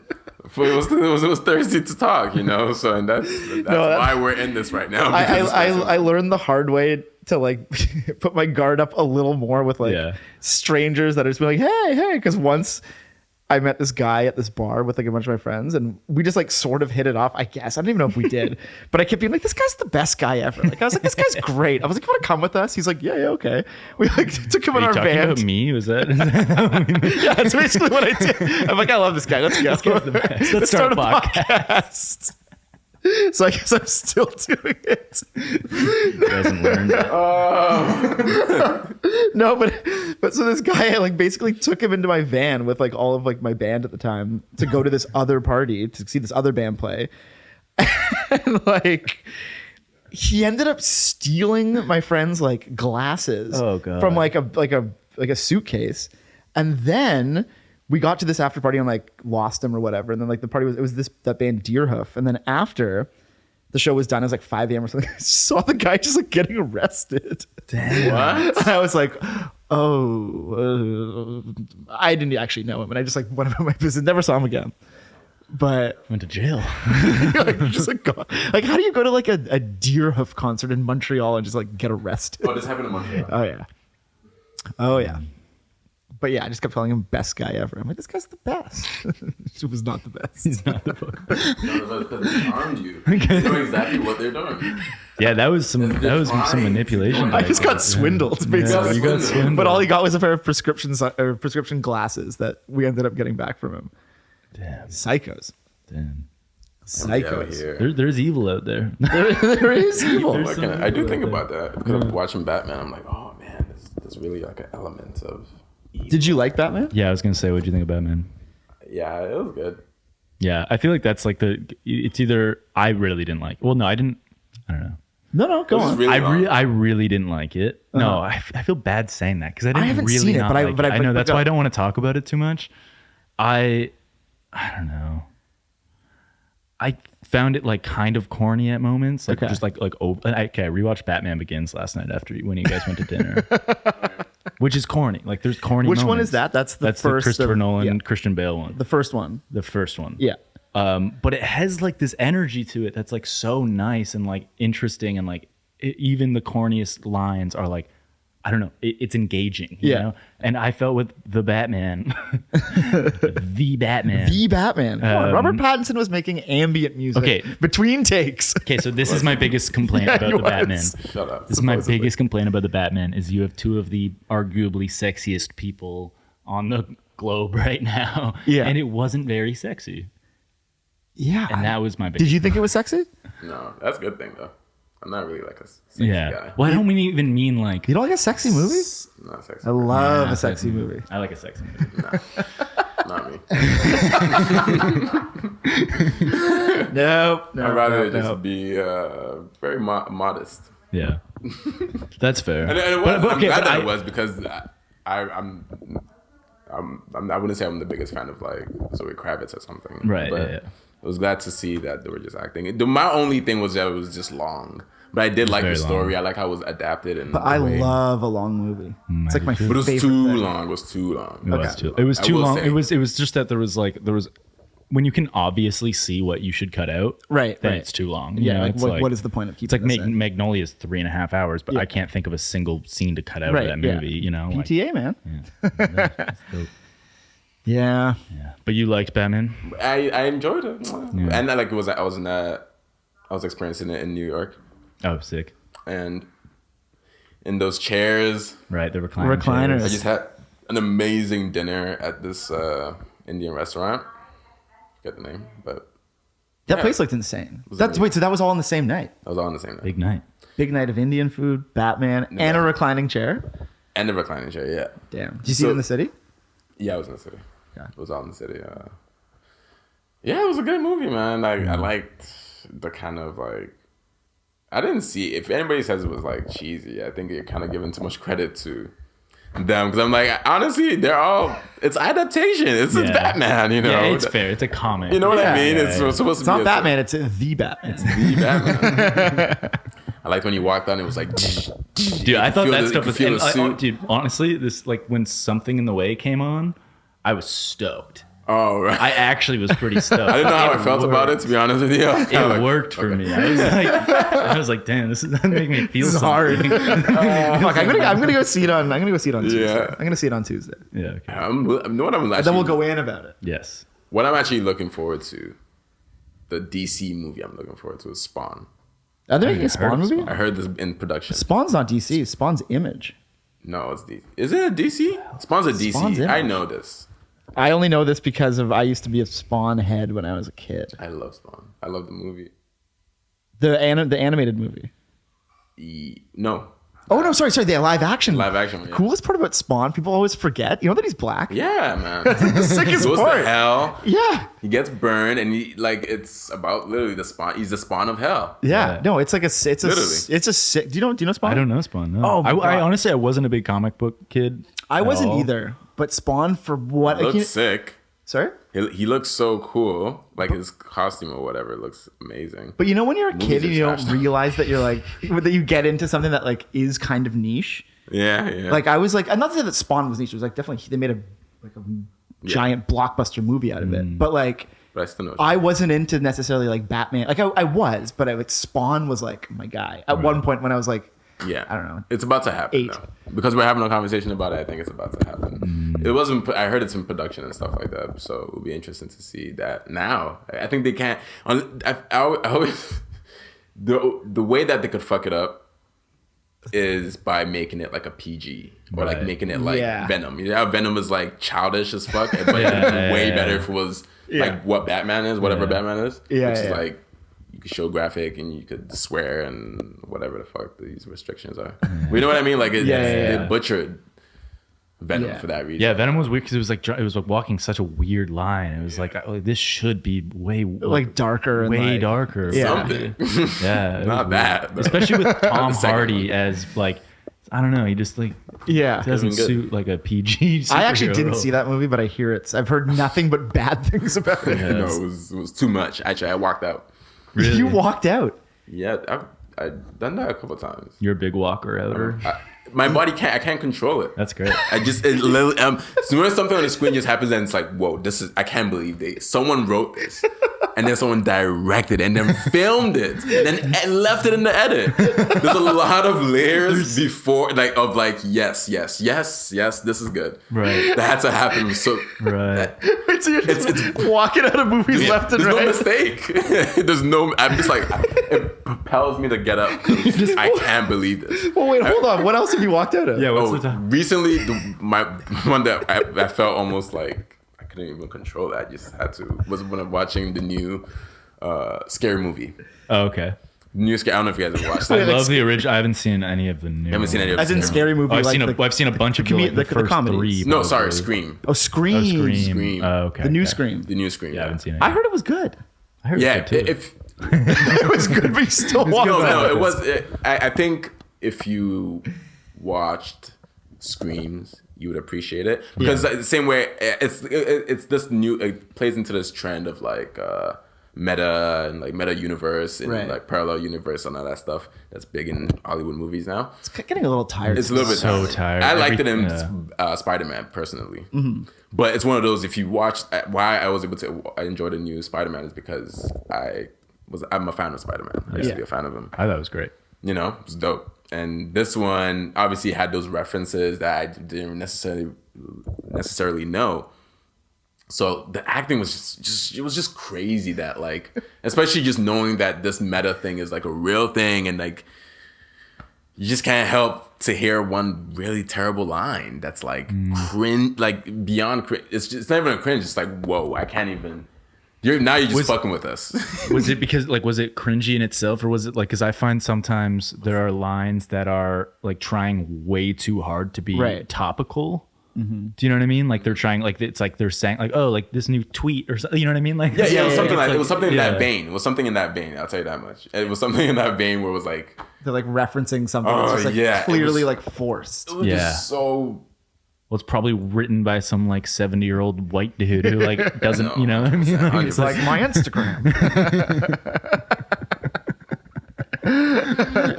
Have you guys seen my new Facebook post? Have you guys hearted my new Facebook post? Well, I can see here that there are 5 likes on this Facebook post. Okay, that was a really funny. Literally, I think that in was the Batman, the Riddler has 500 followers, and it's mentioned in a line. Like he has 500 followers. Oh, he's radical. Which is, I guess, enough. I don't know. They're following him. Yeah. I mean, this is a lot of people. To be honest with you. If you're doing the right things, that's a lot of 500 devoted followers. Of course, are better than 16,000 non-devoted followers, or the fake ones. Bots. Riddler. Bots. I also like the Riddler. Yeah, Paul Dano was sick. Yeah. Killed that. Mm-hmm. So you're moving to Berlin. Oh yeah. We're not talking about that. I'm just saying. I'm not even saying it as like a podcast thing. Like, so you're moving to Berlin. I'm just being like, damn, you're moving to Berlin. I'm not gonna see you for a while. Yeah, I'm not gonna be here for a bit. We'll see. All right. It's a nice place. You should come through, man. I really want to experience Europe with you.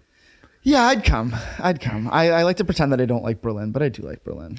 It's a nice city. It's I'm really just looking forward to kind of carrying on with my love for nature, really, like, and how much it feeds me, you know. Yeah. In every. Is there a lot of nature in Berlin? There is. I found out there's like a lot of parks, right?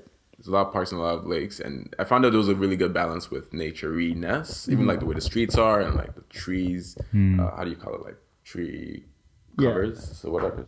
That's so funny because, like, again, the only time I've ever been to have you ever been? I've never been to Berlin, no. I went once with you, and for a day, and I guess I never even thought about it. But when I think of Berlin, and I feel like a lot of people probably think this way as well, it's cold and sterile and like gothic, not gothic, but it's just I don't picture nature when I think of Germany, I guess, but specifically Berlin, like I guess because you just think so much about like the clubs and the sort of like you're probably architecture usually out at night. Yeah, but I guess you're right. I guess there is. No, it's really beautiful. It's actually like I'm looking forward to embracing as how much I embraced the nature and wherever I am now. You know, so it's like I love it. I need it, and I have my G now, so I could transfer. I could probably rent a car or whatever because a G translates. Have you ever driven on the right side, left side? Is it right side? Is it switched? It's normal there. It's normal. Oh, okay. Quote unquote no. You can do that. Because it's only right. It's only London. It's only the UK. It's fuckers. Yeah. I've never done that. I remember when I was supposed to drive the van in this infamous tour that we're talking about. But yeah, That was not gonna happen with stick. We got there. I thought it was gonna be automatic. Even if it was, I don't think I would have been truly capable. Why did anyone ever agree to put you on as a potential driver for like a 60-day tour or 30-day tour in like Europe? Where like roads are changing, signs and languages are going. And it wasn't gonna happen if you really thought about it. When you actually like deep, it's like no. But I remember even you being like, yeah, I'll drive. Yeah. I remember but in reality, it was like. I don't think I've ever been in a car with you, like in a car with you driving. Driving? Oh, we have to experience that. We should do something. Let's go for a drive. You drive too. I drive, yeah. I'm just the guy that doesn't drive. Well, you grew up in Toronto. I know. You didn't need to. Yeah. I really should learn though. Driving is amazing. I love it. the best. Sometimes it can be stressful, but the first experience I had renting a car and like driving, kind of like pseudo traveling, was so nice. It made me. Was it here? Yeah, it was here. It opened up like a new like thought of wow, you could really rent a car and like travel through the States. Yeah. And, like Toronto, I feel like opens up so much too when you have a car. Like all the places you can go, it's just like exponential. And like going to the beach is like easy. You know, like you can just go like anywhere. that. There's so many beautiful places just outside of Toronto. Yeah. That anywhere having a car is just that are hard. only makes it accessible so by much car. Makes it so much better. Even like I would imagine like a place like Portugal, having a car is probably so nice. So you could drive to like the mountains, you know, like far beaches. Yeah, I feel like especially North American cities that are like they're built to drive. Like Europe wasn't necessarily built for driving, you know, like it was built maybe like, you know, it was literally built for walking. Almost every the European cities, city. but you can also go between cities. But then you can go between cities. Yeah. But like, Yeah. Well, yeah, Berlin. I'll be in Europe. Cool. Well, I'll catch you there. Okay. Come. I will catch you there. I'll come. If you're in Berlin, I'll go to Berlin. Yeah, it's a really nice city, especially when the sun, because it is similar to London, or some countries where in Europe where it's just there's no sun for a long time, if you will. Like, and even when I felt that in the occasional, not occasional, it happened pretty often here too, actually. Yeah. But then there's the difference is over here we have like this when the sun is out in the winter, it's really not like it's out there. It doesn't really just. It's not just consistent cloudiness for an extended period of time, you know, and that is a thing over there. But it's also like we experience freezing weather. I don't think they necessarily. I wouldn't call it freezing at all. In fact, I almost like whoa, this is nothing, you know. Yeah, I mean I can't handle winter. I'm like I can't do it anymore. Yeah, winter sucks. It's great for like 2 months. And then I'm just like, please just be over. Like, I'm like, no more of this. This is the point where you're generally over it. Yeah.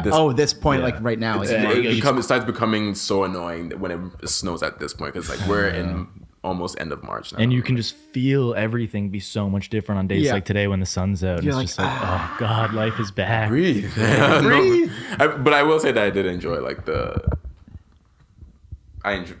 I wouldn't say I enjoyed it, but I embraced it. I embraced the harsh weather. Yeah. And the coldness on a daily basis. It's good. It's Yeah. good. And I have to smoke. So. You're like, nope, no smokes. There is something nice about like being stuck in your room for a little bit, you know, and like not wanting to go out and like just taking that time. If you don't have to, just being like, nothing, No, I don't think I could do that anymore. No, I don't need Really that for a while. I think I genuinely think I have to go outside at least once a day. Yeah, same. I have to be with people at least once a day. And to breathe fresh air. Yeah. That step out, like I've become a different person almost damn near. Sometimes like be feeling a certain way inside, and as soon as I walk outside, I'm like, wow, I feel so bad. Why was I in this mood? You know? Yeah. No, it's you like need to do that. I have been finding myself it being hard within the last year because I used to just go out all the time, just be out, always out doing things. Right. Yeah. But now I get into these modes where like Lauren has to be like, Josh, you need to get out of the house because like I'm like, I'm not in like a good mood, and she's like, you need to get out of the house, and it's like, but I have that weird kind of agoraphobia that's not even agoraphobia. It's just like it's like a weird little hurdle where I just want to get over a little hurdle, and if I can, then I'm out and I'm like, wow, like the world is so great, and like I was outside and what a great day, but like getting over that, I'm like getting back into the zone of doing that all the time. But you see, like, and it's not even a COVID thing. I know. Yeah. That what you just said is what I meant by what I was talking about with in regards to yoga. It's never failed me. Right. It's literally, there's never been a point where, in fact, like in the hardest of times where it's so difficult to kind of get it going in a day, those are now like the points where I push myself to do it the most, because you actually don't want to do it. It's almost like there's this, you get to this point where it's literally like, no, this is, or you make a bunch of excuses, or you just don't want to do it. You physically are, and partly one would argue that maybe you should just take a break a little bit, kind of indulge in your emotions or whatever I'm feeling at that time. But I've now realized that, you know, that is the moment. That's why you do it consistently, for those moments in a way, you know, because I've always felt better. I've always been healed by the process of doing the routine, doing the practice, and pushing yourself to do it the like, least. You're so you're I'm almost like blown away. It's almost like a trance. I'm like, I can't believe I just did this whole 1 hour practice after not wanting to do it at all. Like I thought this was I'm in my mind. I'm even like, sometimes I'm like, okay, I'm gonna go real slow, or like I'm not gonna really push the poses today. I'm gonna try, I give myself like a leeway or something, but you still end up doing what is right. And it just comes. By the end, it just comes. Because it's your physical. Yeah. You can't fake it. It's it's opening up your joints. It's circulating. It's getting your heart moving. Yeah. For instance, I don't want to definitely speak like I know anything about like some health guru or anything like that. Not yet. Well, I just know how it makes you feel, and not to say that it's always perfect. Like even the days where, let's say, I'm not feeling well mentally or whatever, and I do a yoga practice, it's not that I'm doing it because I want to feel better. That's not the goal. There's no goal to it. It's just more so, this is a necessity for your body. It's your medicine. It's outside of like whatever scenario I'm feeling. You know what I mean? It's not attached to that. It's a deeper practice within. So is there a spiritual connection to yoga? There's a spiritual aspect. There is. Okay. Well, I mean, my sister's really into this stuff, and like was like learned Kundalini yoga and stuff. I mean, that takes like 30 years or something to master. But But like the whole idea of like the chakra system and how it can like hold different traumas in your life, it's at certain parts of your body, and like and then by doing exercises within those that exercise those parts of your body, you can actually like release trauma and stuff. I believe it. Like it sounds like one of those kind of crazy things, but I fully believe it. No, 100%. Because it's like, I mean, I know, like we know now that our body holds trauma and stuff, and like, yeah, of course, exercise has something to do with that. Of course, it makes so much sense. They say like the hips is a huge part, and I believe that root chakra. Yeah, it's like most of your childhood trauma. And I believe, because even just outside of like removing the ideas of like, because so I've never actually. And I think this is all part, actually, there's a side of it that's purposeful in that. Like, I never kind of do this like kind of research about the spirituality aspect of it, because I already believe that I'm already a spiritual person. Right. And I rather kind of learn as I'm going, or never like overindulge myself with too much, especially when it comes to spirituality and that sort of thing, because I've experienced it just from my childhood with Christianity and like, or just living in Nigeria, and this mysticism and this mysticalness, if you will, exist in the soil, in just in the air, like you know, the ideas of like voodoo or witchcraft and whatever, quote unquote. There's all these aspects I've always been aware of, you know. That's why I don't really play with like Ouija boards. Motherfuckers be doing like weird. Even like I get a little bit eye squint when I hear I'm a witch. I understand that, but sometimes, I just know that it triggers me. I know what you mean. I know that it hits me in a different way because I am actually from that. That's what my. It's okay if you don't fuck with like the witchy white girls. I don't fuck with them. The thing is, it's like a classic Nigerian saying too. Like I'll paraphrase it. It's like they just don't know. God forgive them, but I forget the saying. It's like they don't know any better type of thing. Oh my God, no. You know what I mean? I know exactly. But just don't know. And I'm saying that in a very whatever way, but because if you do your due diligence and actually, of course, you could get something from that and take from that, and I see the perspective of it.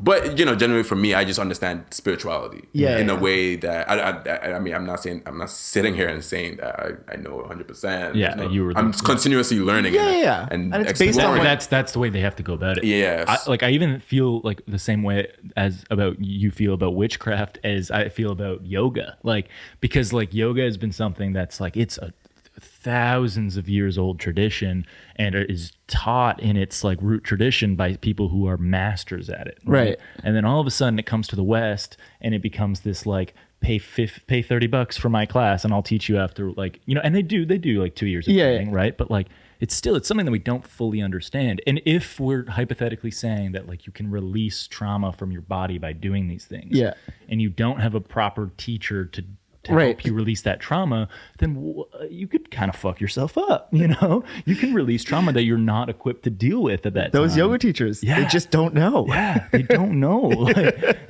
it's true. Yeah. I mean, even with like the kind of like popularity of it now, I think it is. There's a level of skepticism. But I think it's a good thing. I think it is too. Yeah. Because I think I'm able to like, even through my experience with it,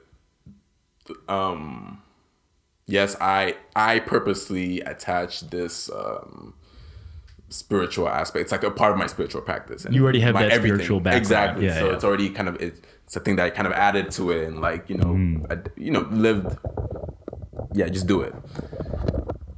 Added to whatever I'm already doing. But I'm able to understand those sometimes that it's also nothing wrong with using it as an exercise. It's an exercise. Like, and I believe that actually everybody should experience this daily exercises. So I know I'm about to go crazy. No. But it does bring you closer to yourself in a way that's like nothing else really does, I don't know. It's grounding. It's like it's physically grounding. It's so challenging. It's good for you. It's just actually just good. It's almost like cleaning your inside sometimes, especially with breathing practices and stuff like that. And breathing, what's it called? Breathing exercises. Tied to like the physical aspect. It's like it takes you to another appreciation of the human body, and makes you think about. It gives you perspective. Same thing with like just the challenge of even running a long time and all that stuff. It gives you perspective in a way that's like you finish and you kind of. I remember feeling so good, if you will. I'll just use the word good. Feeling so good after doing like a run, and then I did my wushu practice in Paris, and I would like finish, and I'll be like sweating. It's middle of the summer. I'm walking with my top off, just in the streets of Paris. It's so sweated out. Yeah. And just feeling so not disengaged from this place that I'm in. Yeah. Right. This physical space. It's like almost like, I don't know. In reality, I'm actually the alien right now. But there's no thought of it. It's just like, I feel like this is like a connection. My universe. Yeah, you were connected. I'm connected. Yeah, right. Yeah. And like the thing that I'm talking about with yoga too is in Kundalini specifically, it's called Kundalini awakening, and it has similar symptoms to like a psychotic episode where like guess what happens is people are not grounded to their body, right? Because it's like Kundalini, it usually comes from like the meditation that's involved with it. And you can meditate too much. You can do yoga too much. You can do everything too much. Yeah, that is a thing. And so what happens is these people literally they disconnect as sci-fi as you want to put it, they disconnect from their physical bodies, and then they need something like a good yoga practice or going for a run or something like that to keep them grounded. And like, I think especially now, I find so many people I talk to who are just kind of not like all present. Yeah. You know what I mean? And the thing is I'm so, again, we're all going through, it's a daily practice for a reason, because every day is like a year. Every day is something, there's something to overcome, if you will, like to put it short, I think. On a personal level, or just in at whatever level, whatever that means, I think that's a thing. Whether it's you working on your discipline, so you have to actually do this thing. So there's that hurdle. Yeah. There's this thing. I just can't imagine not engaging with exercise or walking, exploring in a way that's I think it's healthy, man. I think it's a really healthy practice of doing. Yeah, 100%. I need that. Exercise is key. It is key. It's key. And balance of all these things. It's like and balance. Exercise and balance. I remember like as we crack up in the view. I forget what I was watching, but someone was talking about 50 Cent and how how 50 Cent doesn't really care. Like he's very very bold and just confident. Whatever. He's 50 Cent. And someone was like, "Oh yeah, he used to be a boxer." It's like, "Oh yeah, that makes sense. That's why he's the way he is." 50 Cent used to be a boxer? Yeah, man. Boxer. He looks like a boxer. He was used to punch. He has like a reputation of obviously being like an actual known drug dealer in whatever, Queens, New York. Yeah. But yeah, he used to box as well. So yeah, he just engaged in exercise and that sort of thing. And even like I heard that he doesn't really like drink and that sort of thing. But yeah, this person just randomly said that. It was like, oh, that makes so much sense for why he acts the way he does, because he actually knows that he's strong. He knows that he could like back it up. Like he has that confidence because he physically feels strong as well. He could just beat I could up. He you has up. hands, and you could if anything happened, he would do that. You could engage in that way too, And I just found that there was some kind of like wisdom in that. I'm like, oh yeah, it's a real feeling. When you feel really good physically, like it definitely affects the way you think and the way that you approach things, the way you approach the day, the moment. I'm mad inspired to go work out now. Yeah, I know. I'm like, too. I like actually might work out tomorrow. I was telling you guys, I did like 6 push-ups this morning after our conversation. And that is enough. It's crazy because I was saying about the 120 push-ups. And then he tells us he does 120. And I was like I did 6 at 120. No, but that's a joke about it. Did you do 120 push-ups here this morning? No, I just did today was a day off. 10 stretch. I haven't done the 120 push-ups in a while because that was tied with the running. No, with the wushu practice. Okay. But I think I could probably still do it, the 120, but I think I slowed down with doing certain things and just focused. I started shifting because I started doing a lot of things at the same time in tandem, and I shifted more to, I guess, yoga over the last a couple months and moved away from the wushu training, because actually that one was kind of prolonged. I started because I actually want to study it in person, but because of COVID, luckily this school put like a 10-week program, if you will, just to get the foundations, and then when it opens back up, you'll be kind of ahead in a way if you actually did it. Right. And I did that 10-week thing and literally followed it, like did one practice for a week and then move on to the next one. Even sometimes do it 2 weeks until I get it perfect and then move on to the next video, next training. And I did that consistently, and then there was a point, even before that I was getting into push-ups because I like the idea of, like, again, lifting up yourself and not lifting any weights. Yeah. Because I see myself as someone that would ever lift weights. Because you could lift yourself and just learn. Yeah, you can figure out just ways I like that type of style. And we got to a point where doing push-ups was a thing. It was part of the... Well, because that's your weight. Your weight is your body. Yeah, and it was good because I already started doing push-ups before it got to that training, that part of the lesson. Right. Teaching about, like, push-ups and stuff like that. But it's an important thing. push out. I forgot what we were talking about before that. Like I was gonna make a point of saying something. Wushu. Yeah. Wushu. We were talking about yoga what before started it, that. like- It was like, Yeah. yoga. I went to practice it in a school, and I put it aside for a bit because COVID was just kept on. Practice. The Wushu. Okay. With the actual trainer. Yeah. Trainer, I would say, Yeah. per se.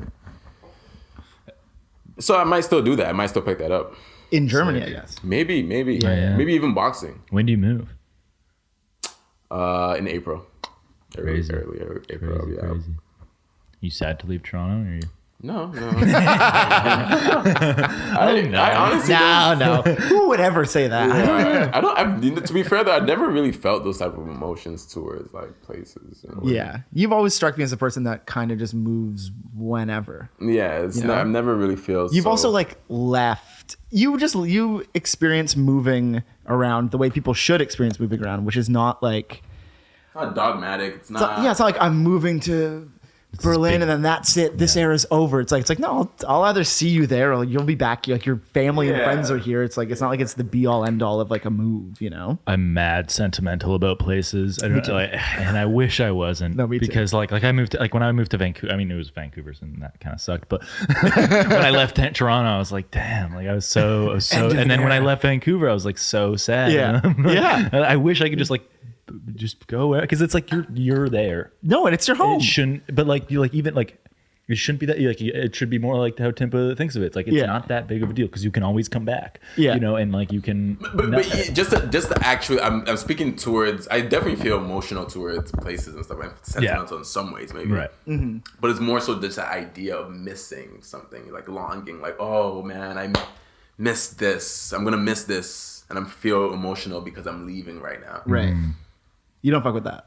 I don't fuck with it. I just don't feel it. I don't. Interesting. When I'm about to leave, I'm like, oh, this is the time. This is like. Yeah. This is timing and saying that. Okay, this time here is done, and now let's move on to this new. I'd rather prepare for like what's coming. You know. Yeah. Then be like a nostalgic. I'm like nostalgic. Nostalgia is the worst emotion. Yeah. I think like it's just it's Oh, such I'm so guilty of it. I am the most nostalgic. Like, I'm always like so nostalgic. I'm like nostalgic for like yesterday. I'm like damn, that was sick. I'm like yesterday was sick. Like we just and I'm gonna have the same thing tomorrow but tonight. Yeah. But I have no shame with that though. I don't give a fuck. No. I love that. I wish I wasn't like that. Yeah, to be yeah. honest, but it can be annoying for anyone that's not a part of said thing. well, it also just doesn't Right. help you to like actually enjoy the thing as it happens. Exactly, and that's exactly. the big problem. Yeah, it's yeah, like yeah.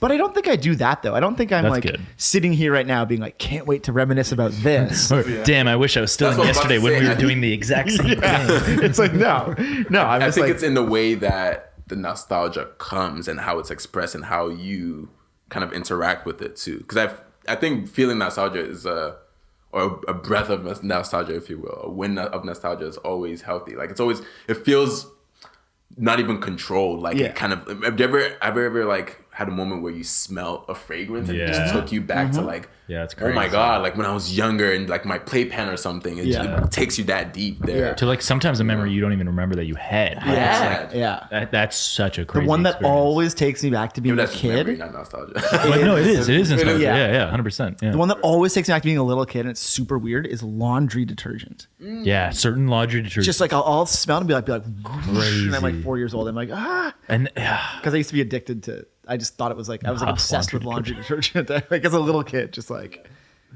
yeah. What else sparks that? Like, yeah, you've been tasting something. Taste, Oh, I yeah. tasted this. Kind of. I mean, like if you have like like I have like dishes.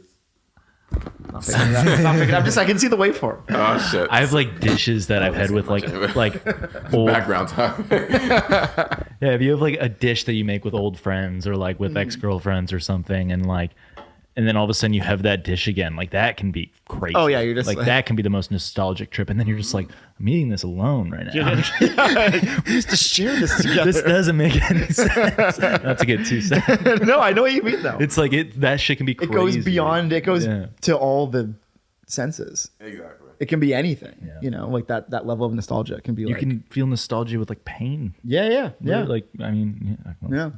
You're like, oh man, I'm so hungover. Like, That's the one. That's definitely the one, the consistent one. I'm hungover too much that I can't feel nostalgic for the past time I was hungover because it was yesterday. That's the one. That's definitely the one where you're like, I've felt this before. This is much harder. I didn't think it was possible, worse, but this feels more. oh yeah, yeah. Oh man. Would you ever quit drinking? I would actually love to slow down my drinking. Yeah, yeah. Not that I even drink that Do you much. feel like you did do though I. because of COVID? Do you find that in any aspect, like maybe not entirely COVID, but like maybe at a certain point, maybe now, like you've kind of like. There was I'd say the first 3 months of COVID, I drank way more than I ever have because that was just like all I had to do. Yeah. And then once I was like, I'm drinking like alone. This is weird. I need to stop this. Yeah. And so I had like the rest, like for like the next year, I like barely drank. Yeah. And then all of a sudden things started opening up again because it was like open up a little earlier in Vancouver where I was at that time. And I was just drinking every day because it was just like, I haven't been able to do this. And I'm doing it with people again. And this is amazing. And when I say alone, I mean like with my roommates. I'm I'm not that sad. not that it's, I'm not judging anyone. But anyway. No, I'm sure everybody had that same experience. Yeah. Like, But then, and even now, like as summer's starting to come back and people are outside, like I was sitting at, a bar today and like, it's just, it's fun. It's a nice social thing to do. Yeah. But I would like to be able to socialize easier without it. I think that's the thing. I agree. I would like to not feel like I need the like crutch of it Exactly, to just yeah. like, because I mean, like I wasn't like I don't really drink that much. This has been kind of a weird week of just like stuff happening. Yeah. But like during quarantine, I wasn't even necessarily drinking a lot. I was just drinking often. Yeah. So like it just became this like cocktail hour thing where I would even talk to you on like house party and stuff. Be like, Oh, house party was sick. it's kind of sick, but it also is that's triggering. I never did it. That's some bad nostalgia right That's there. a bad I never nostalgia. did it. You never did How a the hell house did party? we talk? Oh, we probably just FaceTime or something. Never did it. And I told myself I wouldn't do it. I'm not proud of it. I'm not proud of it. But Never did I'm it. glad that I never did it because there was a lot of that. There was so many things that happened during Yeah. Bad things. in life. Yeah. Yeah. I mean, it was unnecessary. Deleting that app was like a beautiful moment. Yeah, same. What's that Like- like the avatars and shit? Just being like, won't be needing you anymore. Yeah. But totally. who knows? I don't know. Any last You words? have to don't know. move, look inwards. Yes. Agreed. I think that's a really good way to look. No, I That's a agree. good direction to look. I think that like wraps up about everything that we were saying. you Yeah. know? It's- yeah. Just looking inwards and Yeah. Work on yourself. sorting things out within, and then kind of just going from there. You know? Yeah. Mm-hmm. Agreed. Keeping things blessed. Praise Jah. Beautiful. Happy St. Patrick's Day. Happy St. Patrick's Day Part 2. Same bad. I guess this is the Can you day still after. say the day after? No. This is the day it after doesn't now, work. so we're out of it. But I'm sure there's someone out there having like a There's still someone celebrating binge St. of St. They Patrick's. just continue to throughout the I weekend. need this green beer. The Don't whole- Like, we're just literally gonna drink it the next day too. All right, that's it.